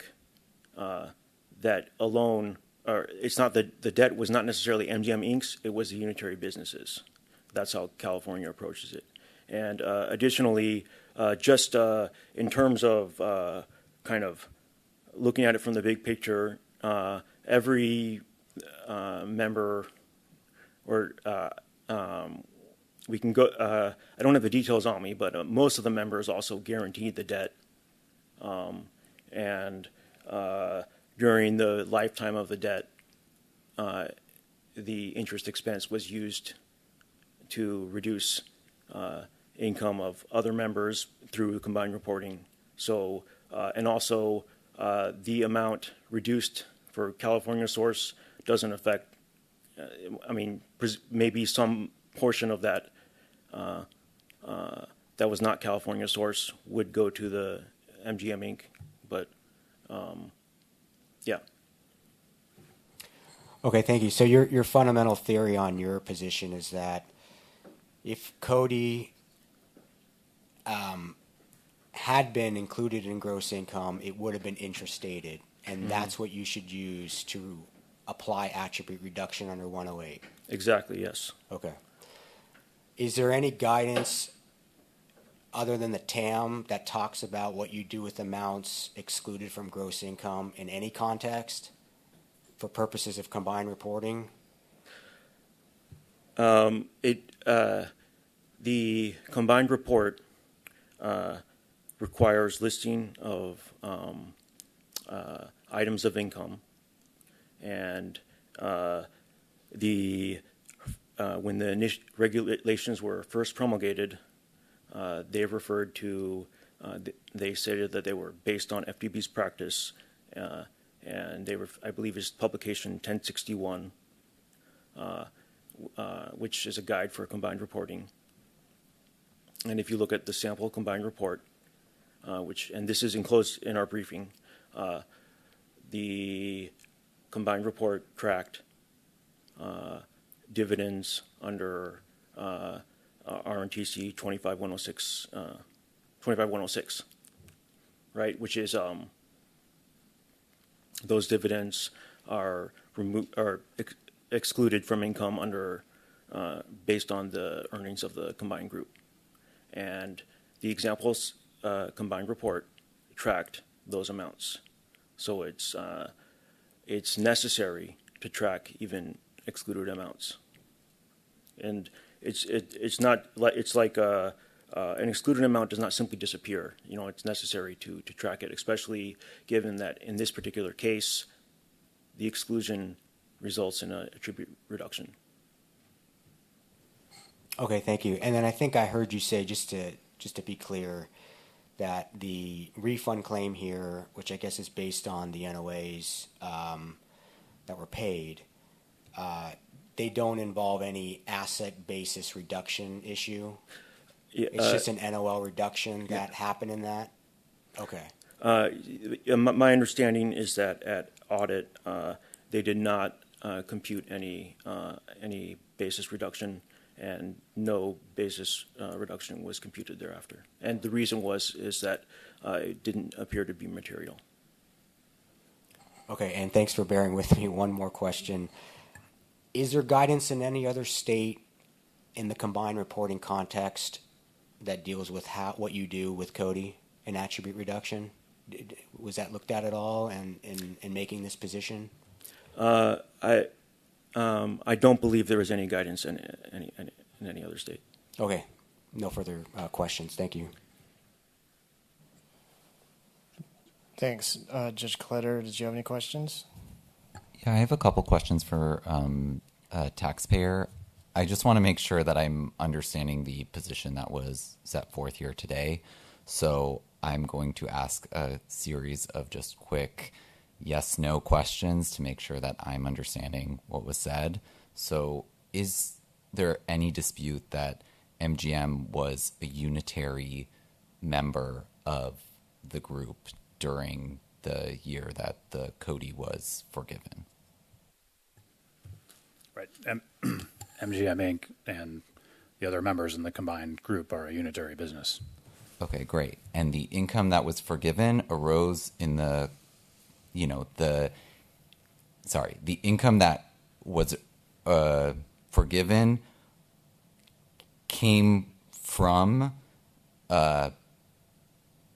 activities that were conducted in the ordinary course of the unitary group's activities. No. There's no income that's forgiven. There is debt that is borrowed by MGM Inc. They borrowed money. The money, as FTB says, we all understand, was used in the business, but the debt is MGM Inc.'s debt, and the debt in the bankruptcy case is forgiven. In the bankruptcy case, the way that works is the lenders foreclose, and so you filed for bankruptcy because you can't pay your bills, and the lenders come in and they took over the company. They got 99% of the stock of the company, and that extinguished $3.2 billion of MGM Inc.'s debt. And the law is very clear. That's not income. In the year of the discharge, that's just excluded. It would otherwise be income, but it's not. So it's excluded, and what you Right, have to I'm do sorry. is reduce the attributes of that entity. I apologize for using the word income, but I'm saying the debt was incurred in the conduct of the ordinary. The debt is was incurred in the past, and the proceeds were used however they were used, and but that's all in the past. But yes. Okay, so you agree that the debt was incurred in the conduct of the unitary group's activities. I agree with that. It just Okay. is not I relevant to the understand. point here. So now you refer to the members' apportionment percentage, and in referring to that, you say that members' apportionment percentage is taken as the numerator being the entity's sales, and the combined reporting group being the denominator. I'm talking about when determining the net operating loss that is considered under B1 of B2A or of 108. Do I have that correct? That member apportionment percentage is entity sales over the group sales? Yeah, I think that's what the individual members' apportionment percentage is when you use the combined reporting rules. Yeah. Sorry, I thought that's you right. said that you don't use the combined reporting rules for the 0% that was applied to the NOL. You don't, but to the point being that if you repeat your question, if you're asking why we use 0%, it's because MGM Inc. has no sales factor, no factor whatsoever in California. So it's when you take the federal full amount that's excluded from income, you multiply that by MGM Inc.'s sales factor or factor in California. At the Zero time, times the net it was a amount is four-factor zero. formula, but it would be zero. Yeah, it would be zero, right? So, yeah. But if it were not zero, if it were 1%, Right. So if it were 1%, you would apply an amount of the 1% of that amount to reduce MGM's California NOL. and that Again- 1%, I'm so sorry, the 1% is derived by reference to the group. The 1% is MGM's sales factor, which is It would be MGM Inc.'s California sales over group sales everywhere. well, it's four-factor at the time, but yeah. Right. So look, the point, there is no dispute in this case that you need to, again, the TAM would say this, but conceptually, that you need to take an apportioned amount of the excluded COD in order to apply that to reduce your attributes. The only taxpayer here, that has attribute reduction, that has an excluded amount to begin with and has attribute reduction is MGM Inc. So the question is simply, you could use, as was done, and I think is showed on some of the FTB's presentations or an audit, the combined group percentage.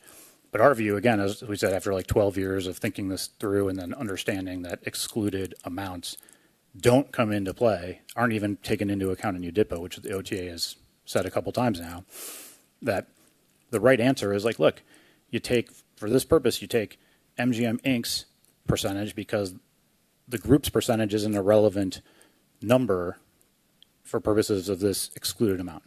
If you want to, if it ends up that we don't change that, that's fine. But that doesn't lead to the conclusion that somehow you can use and take a leap, which is what the FTB is saying, to go from the fact that you need to use an apportioned amount. Look, I think everybody out there would be perfectly happy if you didn't use an apportioned amount, because then you could reduce all of your California NOL, which might have been a 10% factor, by 100% of the federal will go to zero. That wouldn't be right. But if that's what they're suggesting, then fine. But the point is, we all agree, so you have to apply a percentage. They're using that to then say, oh, let's pretend this is income, and if it were income, it would be applied this way and be apportioned. But it's not income, and that's the whole point. You're actually defeating the entire purpose of the bankruptcy law to begin with. And beside the point is the attribute reduction. I think what was the word? Saying we have to track it. It's an item of income, something. It is being tracked. It's in the basis reduction that applied to MGM Inc., and we do have basis reduction. The auditor reversed that and, in fact, included income at MGM Inc.'s separate income in 2011 and 2015 because we had income from the fact that we had reduced basis. So they reversed that in audit and said, you don't have that income because you actually have more basis, right? So the notion here that we're somehow doing something that's not, that there's something untoward here, or that you need to, bottom line is they're jumping to NOLs for the whole group, and there's no way to get there from 108. And the fact that you have a post-apportioned amount to reduce NOLs, which you have to, isn't a link that says, oh, you just treat this as income and now all of a sudden apply it. I mean, there's just no statute. I just come back to saying, is there anything in the combined regs that we keep talking about that talk about reducing attributes? No, it's all about income. You know, and you'd have to have sales and property and payroll. None of that relates to an excluded amount, you know, from the discharge of debt.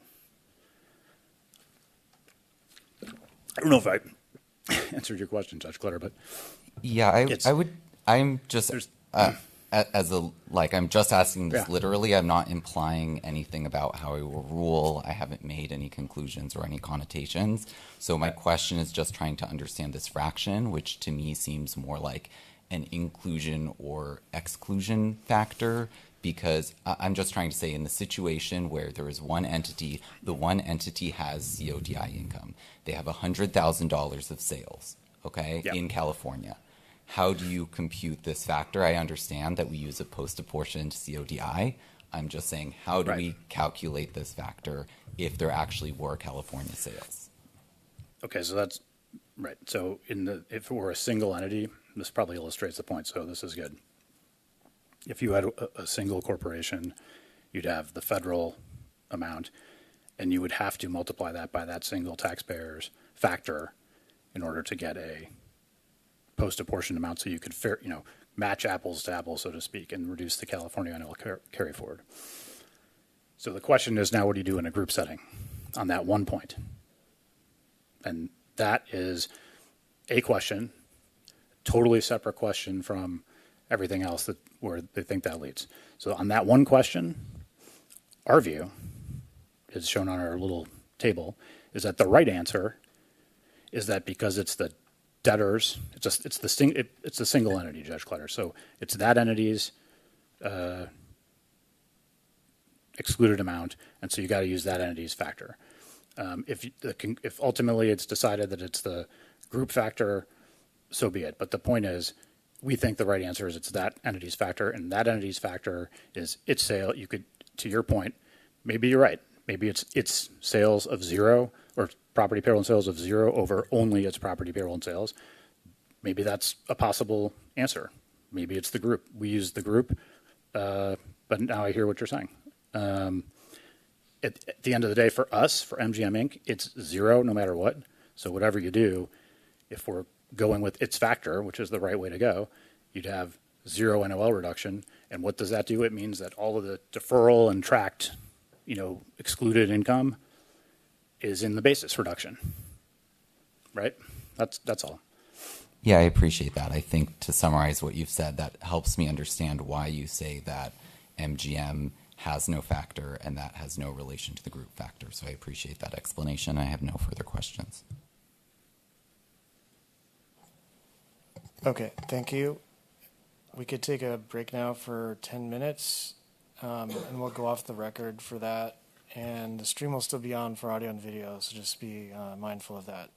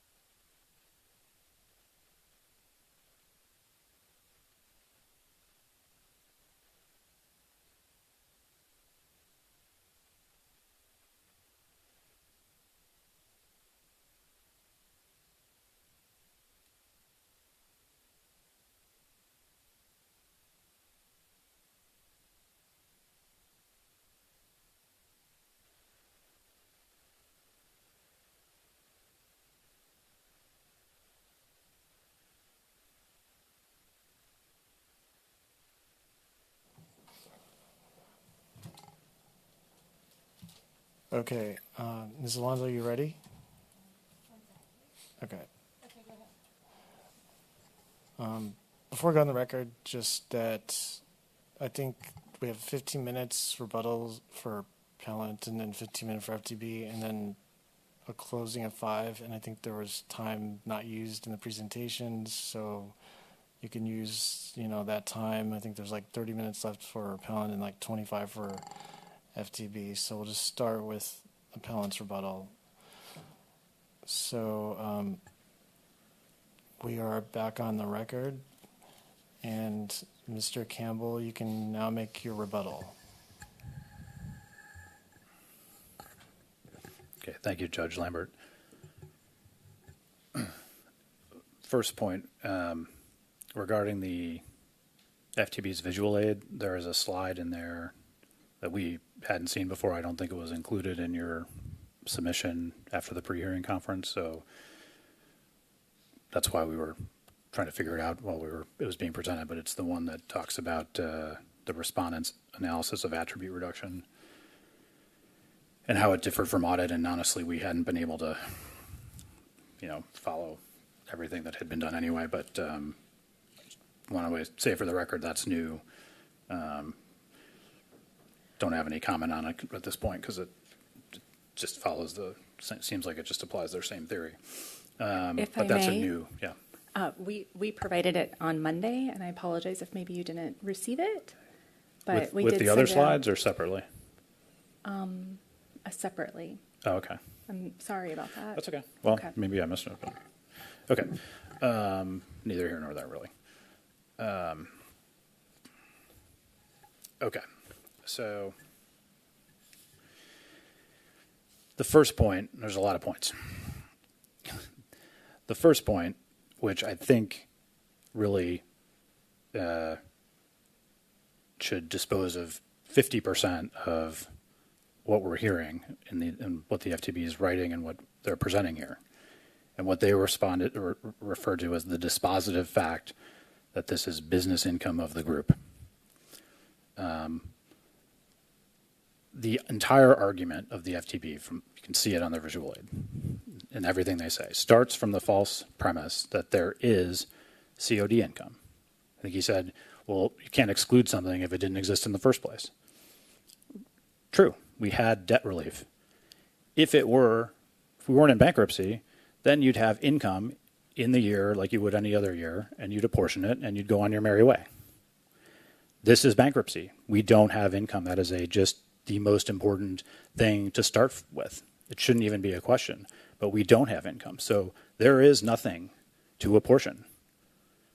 That's the whole point here. Instead, all this is about is reducing tax attributes so that going forward, the rules will apply to the group's income going forward, and the tax attributes will be reduced, and that will definitely impact, the unitary business income going forward. In this case, MGM's attributes are reduced, just like they are under federal law, just like they are under California law. We're applying Section 108.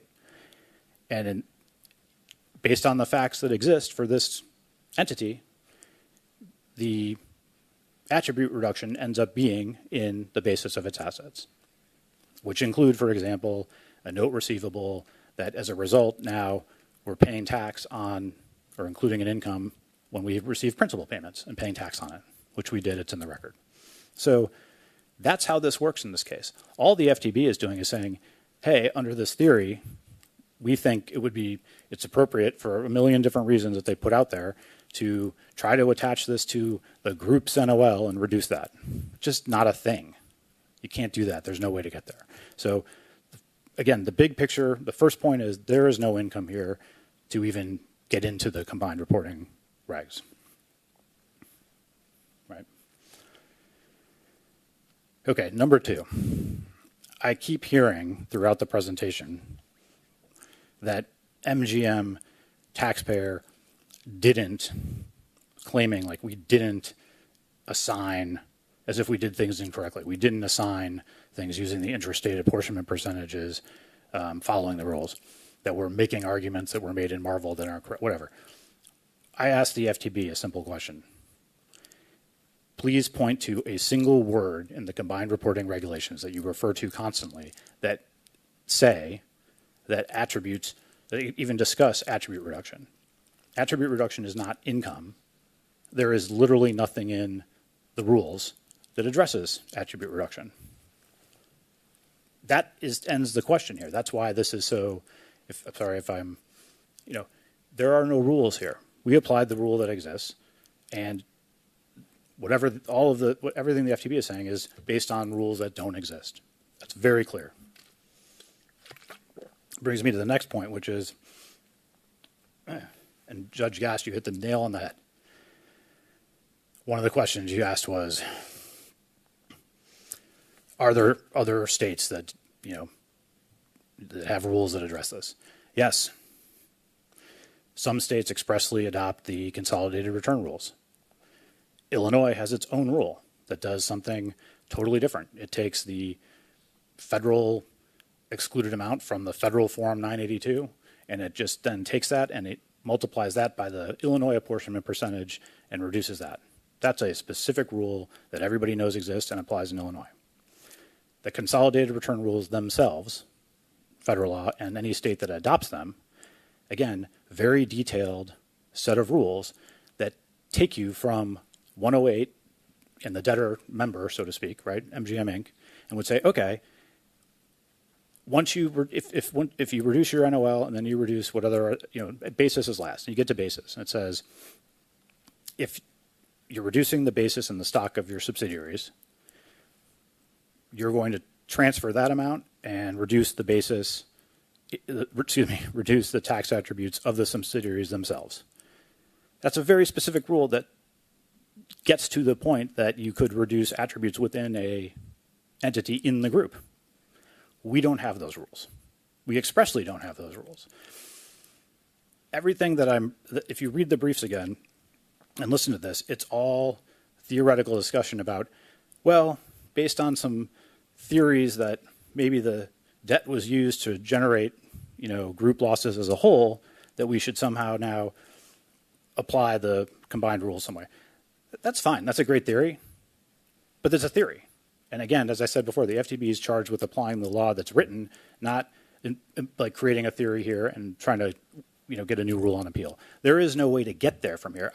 MGM in 2010 or any point thereafter could not have filed a return. Just think of it this way. We could not have filed return and gotten this result. We don't have income, so there's nothing to apportion. Ergo, how could we even do what they're saying, right? I mean, it's that straightforward. Is that one okay? Okay. Getting worked up. Point 4. We are told that we are skipping over the first attribute reduction of NOLs, and we're not, obviously. So there's no skipping over NOLs. We've been talking about the NOL reduction the entire time. The first attribute is NOLs, and as you pointed out, for federal purposes, we reduce our federal NOL. For California, the debtor member here has a zero factor, so we would not reduce its NOL carry forward. We would move on and reduce basis. We're not skipping over anything. And again, to reiterate, the deferral, so to speak, that 108 is implementing, so we have more income going forward, occurs in this case because MGM has reduced its basis in its assets. What next? Now it's all the other points. Yeah. Okay. The rest of this is sort of responding to the FTB's argument and also, Judge Gass, your specific questions about Marvel and Gitlets and separate accounting. I think you mentioned sort of the same things that FTB raised. So I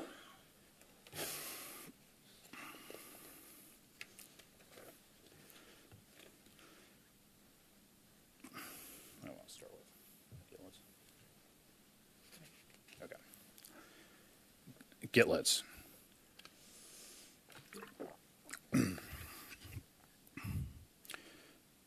Has no relevance here. Gitlets involved the question of whether excluded CODI was a quote-unquote item of income in Section 1366 of the Code, which is the section that passes, items of income loss and everything else to shareholders of S corporations for purposes of determining their basis.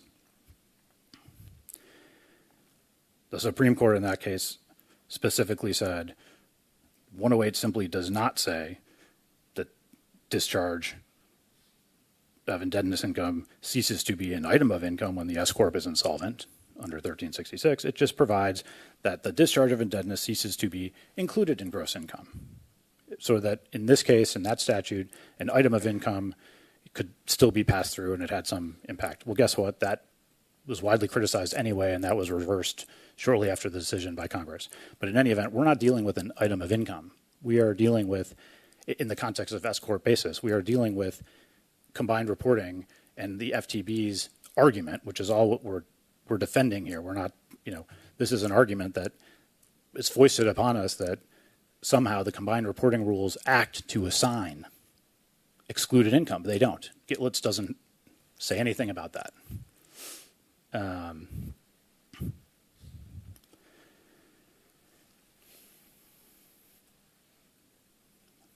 Separate accounting.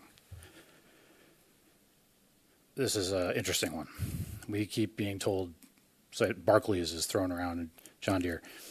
Separate accounting is simply a label used to describe what is not a unit, the unitary theory, unitary business, UDITPA. There was separate accounting, and then there's apportionment of business income being conducted by multi-state businesses. That isn't an issue here.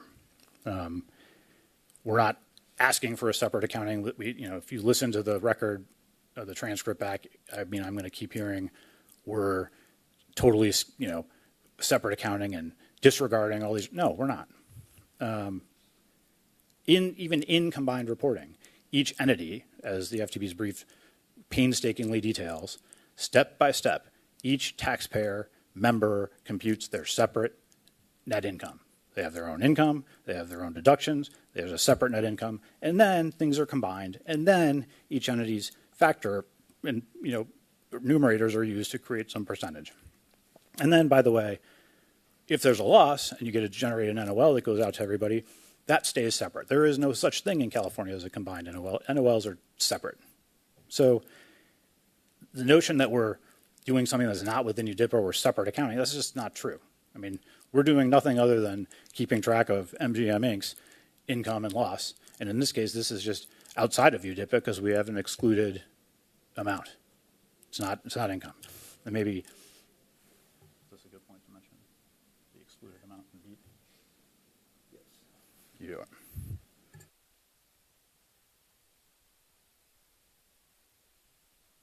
And I'm turning it to David just because the notion that an excluded item, excluded income is somehow income has been discussed many times and ruled to be, that's just not the case.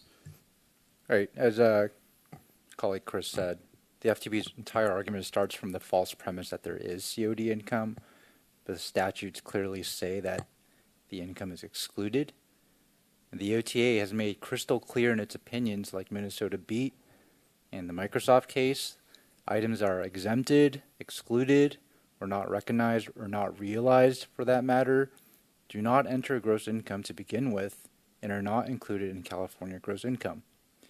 As the OTA wrote in Minnesota BEAT, exempted, excluded, or not recognized, they are terms of art that have specific meaning in the context and structure of the Revenue and Taxation Code. They also have unique meaning for purposes of UDIPA. And to echo what the OTA wrote in Appeal of Microsoft, the FTB does not provide any legal authorities or evidence establishing that the plain language of the statute should not be followed. Here the FTB is citing to authorities to tell you how to apportion income in a combined reporting group, but it's not provided any legal authority establishing that excluded CODI, like the one at issue here, should be treated as if it is includable in the combined group.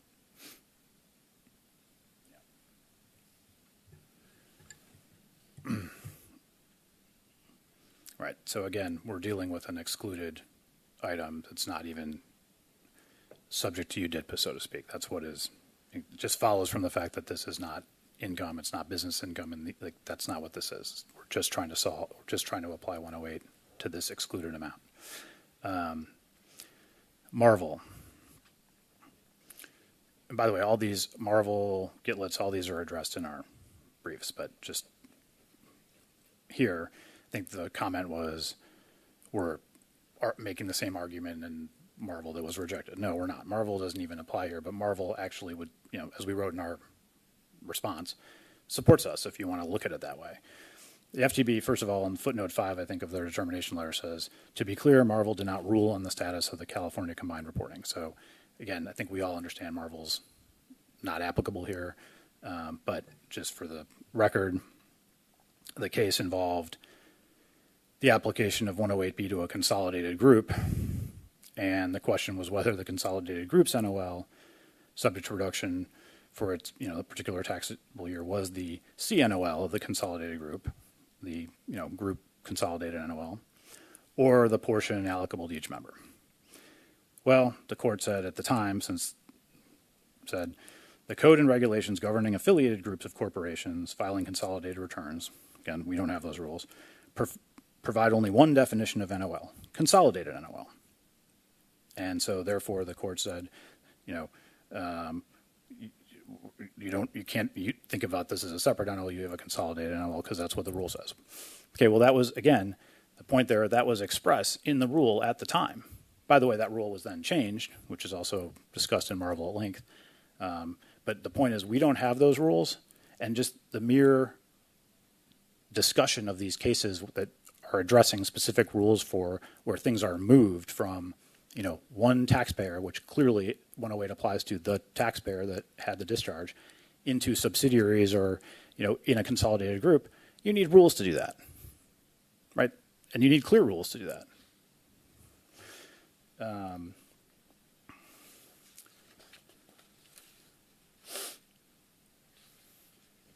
then I guess last,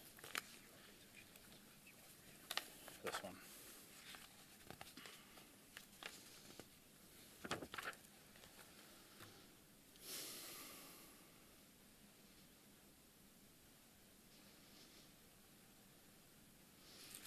Okay. I think the last point to respond to, I'm trying to get them all. There seems to be a general claim that, again, this is from the discussion of how the debt proceeds were used or the interest deductions or the fact that we're a unitary group, et cetera. Some general claim that we're all debtors or that the whole, which actually they don't actually take that position, the auditor did, but that's just a total impossible, that's just not the way the law works, and that's in the responses. And again, FTB understands we have a debtor member and there's one debtor and one taxpayer that had the excluded income. So, but the notion that this is somehow one big group and that we're not applying the unitary theory in this context, and that the buildup of losses is attributable to, maybe the debt use in the past, that's all being presented to support a conclusion that you can apply attribute reduction in 108 to other members in the group. But again, you can't. The statute doesn't say that. The statute applies to one entity, and the combined reporting rules don't change that. They don't address this. Again, the whole point is if the FTB would like to start a rulemaking process, fine.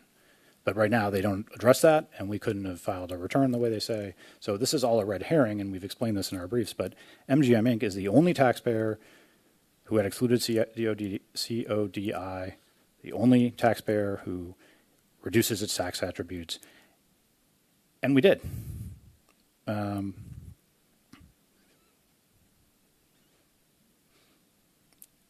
I think our conclusion is simply that the FTB position in this case, and we've been playing defense the entire time, so to speak. We've applied the language. We reduced our attributes correctly.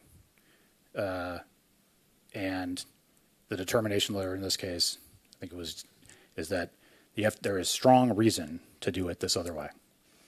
Well, again, strong reason is not the basis for a determination. In fact, I don't know how, strong reason for doing the return. Do we have to anticipate the FTB had strong reason for doing something else? You just can't, right? So strong reason is not a valid basis. It expressly says that in the determination letter.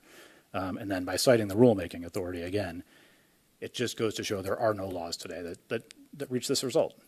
And again, if we want to have rules, then the legislature or the FTB could start that process, but we don't have rules. And so all we're asking today is, as the appellant in this case, is reject the FTB's position.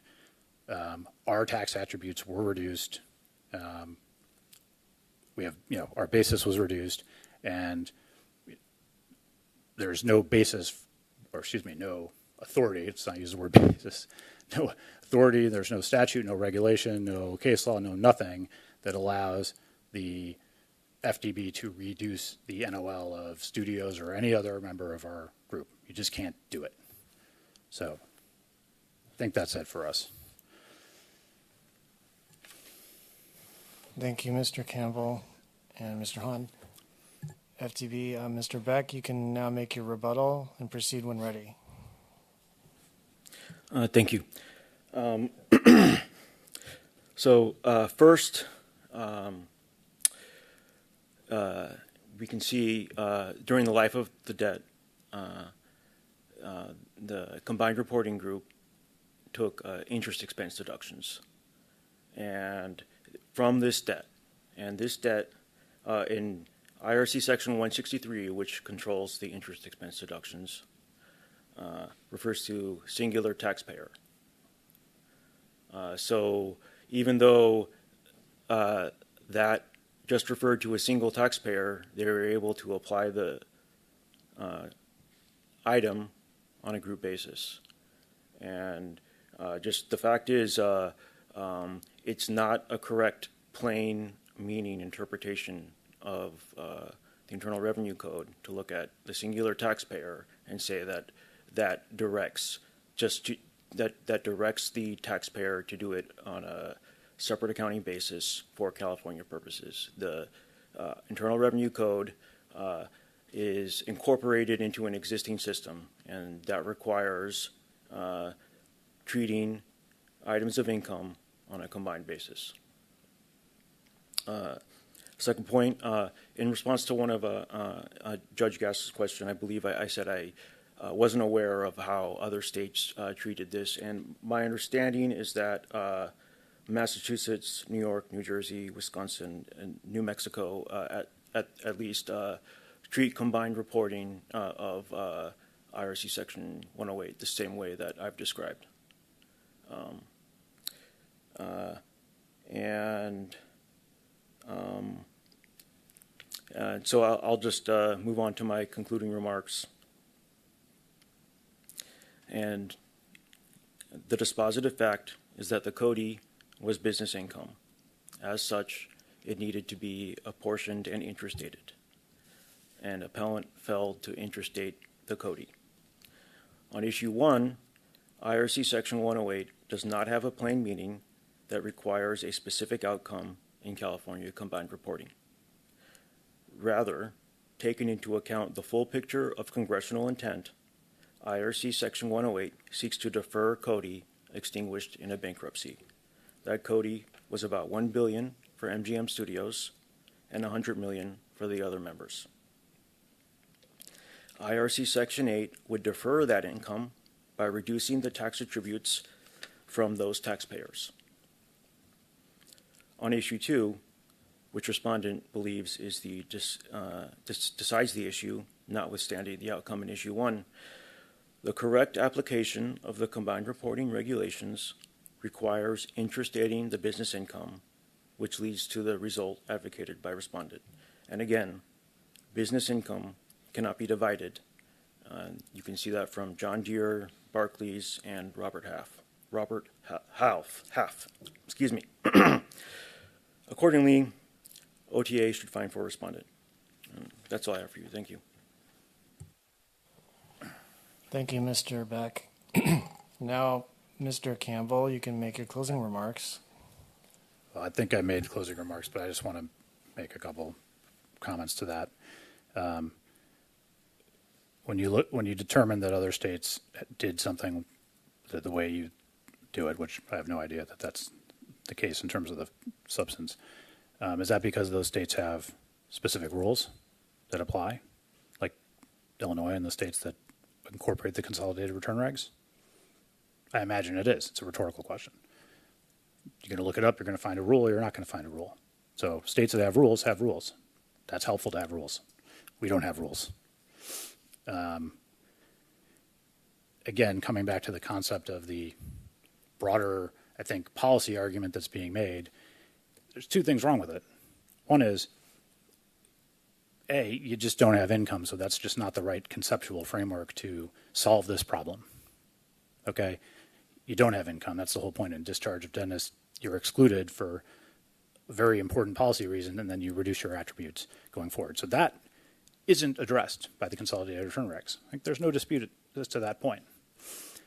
But the notion that the group benefited from the use of the debt in the past, and that somehow the only way to rectify that is to reduce the group's NOLs, that's not true. If the group benefited from these deductions in the past, the group detriment, so to speak, going forward by the fact that we have MGM Inc. as a member of that group has reduced basis in its assets. So it will recognize income and does as a result of that. That's the failure of this whole thing, is that there's a mindset here which is like, you know what, we're just focusing on the losses. This is all focusing on the losses, and there's nothing in the law that allows you to reach the NOL carryovers of the other entities in the group. And that's, at the end of the day, that's it. That ends the discussion. There's no law that does it. Other states, the federal government has specific rules. Other states have rules. We follow the statute, and there's an invitation to, create rules, I guess, but we don't have them. We did what we had to do under the law as it was written, and that's where we are. So I think that concludes our case. Thank you. So if there's nothing further, I'm going to conclude the hearing. We will issue a written opinion within 100 days, and the record is now closed. So thanks to both parties for appearing today. Have a nice day. Rest of your day.